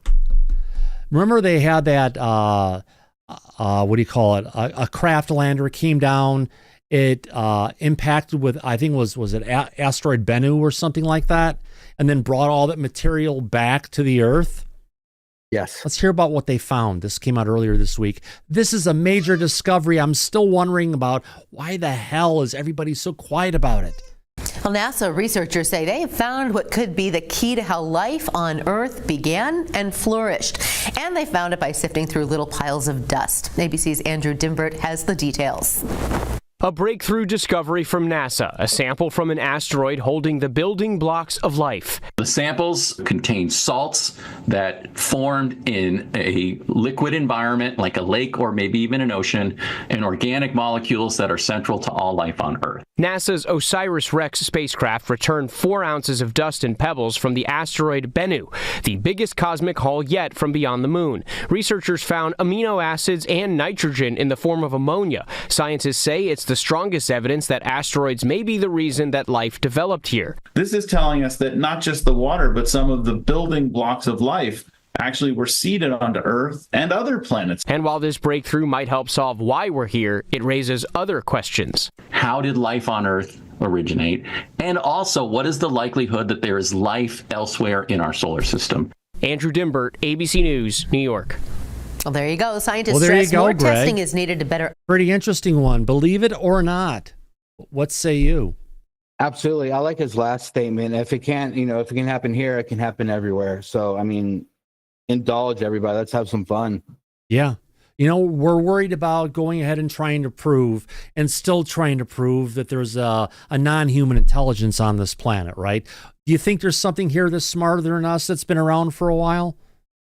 1,000%, of course. 1,000%. You were the one, I think it was you who asked a question of Elizondo when he was on Disclosure Tonight in the past, years ago. It was either before the show or during the show. And you brought up the situation where we saw a video of UFOs in the sky, and their movement that they had of like what they were moving along through the sky reminded you of dolphins, how they play in the surf and everything. And you asked Lou back at the time, you look at this and everything, do you think these craft could be real? Does that ring a bell? Oh, like biological? They're actually biological entities, which some people are trying to say, yeah, these craft are here. They're actually, there's something in there that's not just alive, the craft is alive. And you asked that strong question, I think. It's like the chicken and the egg example, right? It's like I'm pretty sure the dolphins would end up repeating, the NIHs. Yeah. For sure. So, yeah, I mean, I think nature definitely, it's imitation. I mean, you see these UFOs hovering around and flying space to space in the sky. It reminds me of, like birds, like nature. It just comes back to that. Everything we know. Shit. There was a phenomenal picture I had from Disclosure memes. I thought I had this saved. It was the chicken and the egg. I got to see if I can find that because it is so freaking relevant to what we're talking about. I'll have to bring it out tomorrow. Great conversation. You want to hear a joke? What? You want to hear a joke real quick? Yeah, why not? Okay, real quick. So I ordered a chicken and an egg from Amazon. I'll let you guys know later. To figure out which one came first or got there first? Bingo. Exactly. No, that's not it. That's not. Is that the one? Okay, I found it. The video I had to find to go ahead and get us there for the day. Here we go, folks. Jake Barber there with the egg, and more importantly, not just the egg, the giant fucking chicken that laid it. You got to have fun with it, my friends. I saw that earlier today, and I thought I bookmarked it, but then apparently I didn't. But it didn't take that long to go ahead and find it. So that just shows a lot of times you have to have a little bit of sense of humor. You have to take the things people say with a grain of salt. You'll hear one thing one day, another thing another day. Greg, you're one of the best people to go ahead and actually talk about this. Is we all have to have our own personal, let me see if I can find something that goes with that, bullshit meter versus you need to have this voice in your head. Oh, a bullshit artist. Right? Amen. And you know what? Each one of us has our own barometer. And that's what makes it tough also for everybody to come together and decide on the big D. Yeah, absolutely, my friend. Absolutely. Oh, Brian just joined us finally. Brian. What say you? You've made some interesting super chats today. We appreciate that. His last one said, Rick, thank you for releasing the Serpo list. Yeah, I do want to thank Rick publicly for that. And that's really amazing. I've got a ton of questions for Rick later. But you ask, what say me? I say, thank you for all the fish. Oh, but I'm not saying so long. Oh, okay. Remember, it's so long and thanks for all the fish. That was the follow-up to Hitchhiker's Guide to the Galaxy. Which I believe I have upstairs. If I go and look at my bookshelf, I think it's there still. Mocha, quiet down. No, you had brought up dolphins, and so that's That was my response. Oh, thank you very much. I appreciate that. We do have Rick Roberts with his hand up. Rick Roberts, last person with your hands up for today. So Barbara did the interview with Jesse Michaels recently. I know I don't think you've covered that yet, but he's like a totally different person with Jesse Michaels versus Ross Coulthard. Do you have any thoughts on why that glasses, and he wasn't looking straight at the camera the entire time. And he didn't look like he was stressed out. He was like more relaxed. His eyes weren't, he was blinking, and it just seemed more like, was he on something on the other interview? It's just kind of like concerning. I have no idea. But besides that, there is, hopefully I still have it. Hopefully the tweet wasn't taken down. There's an official statement from the Department of Defense on Jake Barber's claims. Susan Goff is calling bullshit. Where? Officially. When? Tonight? Oh, that was on social media. I sent you, I think, I did. I DM'd you the all right, the give me post on it. But you know what, Mike? Should we cover this tomorrow? It gives us stuff to talk about. Oh yeah, absolutely. No, I just mentioned it in passing. We're not covering that right now. Oh, we got a lot of stuff. Tomorrow is egg day. You think eggs are expensive because there's dealing with UAP? No, it's because of the bird flu. And what are they, up to $10 a dozen where you live, Mike? Yes, that's right. It's insane. insane. Same way on the West Coast, Gavin. my friend. It is crazy. It's time to go get some chickens and grill them. But I live in a small city, you live in a city, and we have ordinances to prevent us from going ahead and having our own chickens. I think we need to go ahead and start challenging them, Mike, because this is getting crazy. Thomas, listen, all joking aside, you know what? I would raise chickens. Why the hell not? Well, you've already got a zoo going. I'll handle the Disclosure Tonight Bar and Grill. You've got the Disclosure Tonight petting zoo going. That's right. We got 2 dogs and 5 cats? Yes, sir. 2 dogs, 5 cats. 4 kids and a wife. Chickens. 4 kids and a wife. You got it. Yeah. It's the petting zoo. And 1 vehicle. Right. And one vehicle, but a large vehicle. Yeah. A big government SUV. So yeah, it comes in handy. Nice black SUV. Yeah, exactly. Are the windows tinted dark so it goes along with it? Yes. There they you are. go. That's wonderful. Yep, we're ready to go. Oh, talking about ready to go, my friend. On that note, I want to thank everybody for the wonderful super chats today. Holy shit, it's been nice. A lot of nice small super chats coming along. I'm sorry I can't bring any of the chat up or anything today. I was happy to get a live stream that I could actually go ahead and start. That's why we started late. I had to reboot, do a bunch of different stuff to make the chat look great and everything. And I don't even want to go there at this point. What a fuck story. It's called, again, fuck story. It's Fuck You Friday, right, Mike? Oh, hell yeah, Thomas. And then my back goes out during the show. I had to bring out my other chair that Moose usually sits on so I could use my arms to lift off the weight off my fat stomach off my fat ass. Yeah.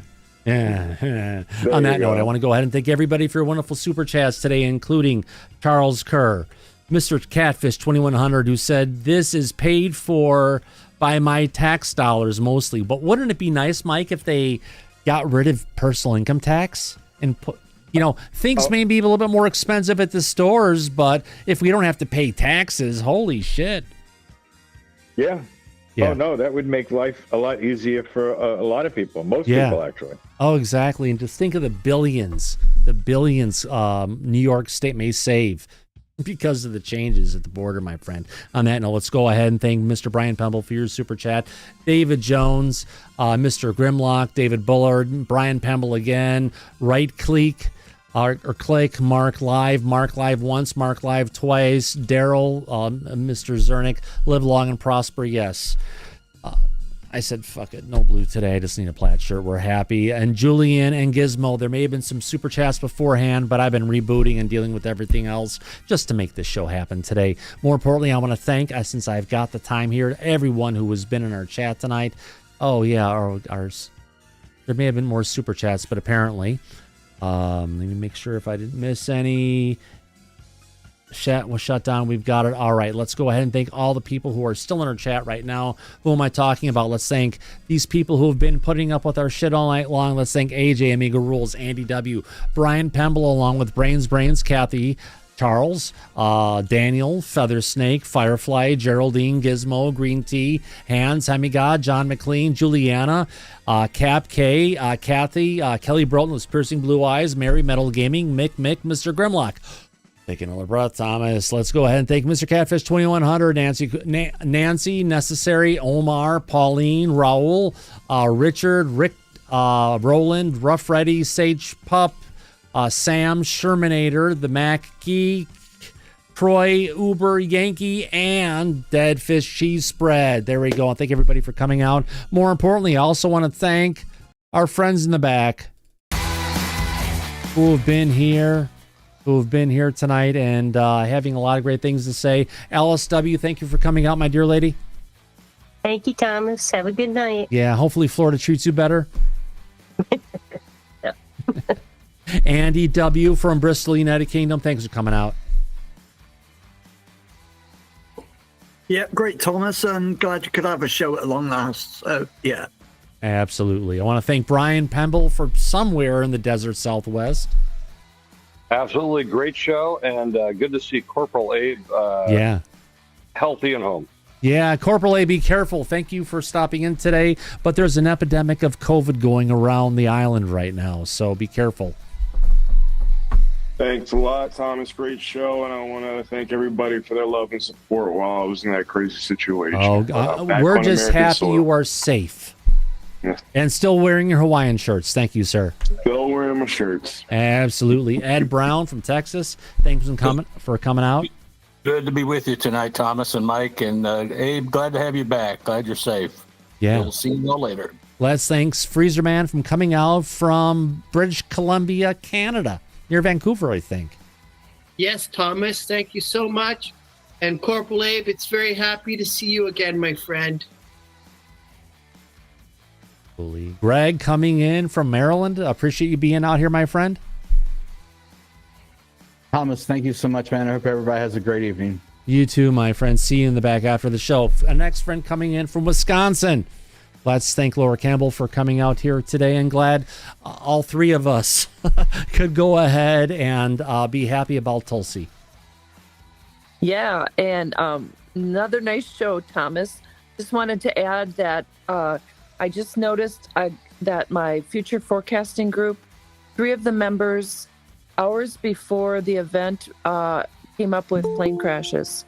Details, fascinating. Wow. Yeah, check it out. And looking forward to it, my friend.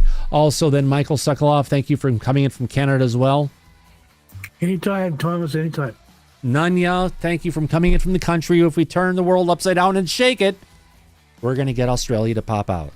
Appreciate you coming out, Nunya. It was a great show. Very informative as normal. Absolutely. Sergeant Daniel, I didn't ask where you're from. Oh, I'm a masshole. I'm from Massachusetts, so. I love it. I love it like I'm a fib. That stands for fucking Illinois bastard. Masshole. And I represent. Thank you, my friend. Rick Roberts, Mr. Pufferfish. Where are you from? We never asked.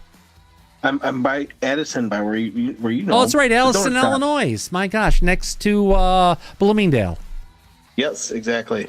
Yes. How could you forget? Just. Yeah. ADD, Adderall. Sometimes you take it, sometimes it works, sometimes it doesn't. We're getting there. I'm getting used to it again. All right, and that leads us back to Rick Doty. Thanks for coming out today, Rick. Didn't expect it, but it was great to have you here. I always jump in when you least expect me. Yeah. You know what? We don't agree with on everything, but I love it because you see one thing one way, I see it another. It's perfect. Exactly. Corporal Abe and Sergeant Daniels, one vet to another. Thanks for your service. Corporal, I'm glad you're back. God bless. My dad says, "What about me?" He's a Korean vet. He's with me. He'll be with me until I die. I figured he'd leave after my mom passed, but no, he's here for the long term. I'll share some pictures of that down the road. All right. On that note, great. On that note, Mike, I could say, no, you're usually pretty straight up, my friend. We appreciate you coming out. Oh, thank you very much, Thomas. I appreciate that. Yeah, it was a great show tonight. a lot of stuff that was covered, interesting, and we, as always keep our sense of humor about things. So yeah, good show. We try to be entertaining information. It's, community. We've got the only UFO show that's out there. Remember, audience, you have something to say. Sorry I couldn't bring up the chat tonight. Follow the link. Join the back. Whether it's before the show or after the show, we've got a great community here that's a community for itself. On that note, Mike, as we usually say, we will be back tomorrow. We've got a lot of stuff we still didn't get to cover tonight. I was saying maybe we don't have it, but we will be back tomorrow. There's a lot of stuff that's been said about Jake Barber and his Skywatcher, but there's been some great information that came forward from David Beatty as respect to where their headquarters is, and more importantly, where they've been recording their show. So we'll be bringing it out tomorrow, sharing it on Google Maps for everybody. It should be a fun one. And on that note, as we usually say at every episode, at the end of every episode of Disclosure tonight, eyes open, no fear, be safe, everyone. But go back to Party City where you belong. Absolutely. We'll catch you on the flip side. See you tomorrow, everybody. Y'all come back now. Here. Bye-bye.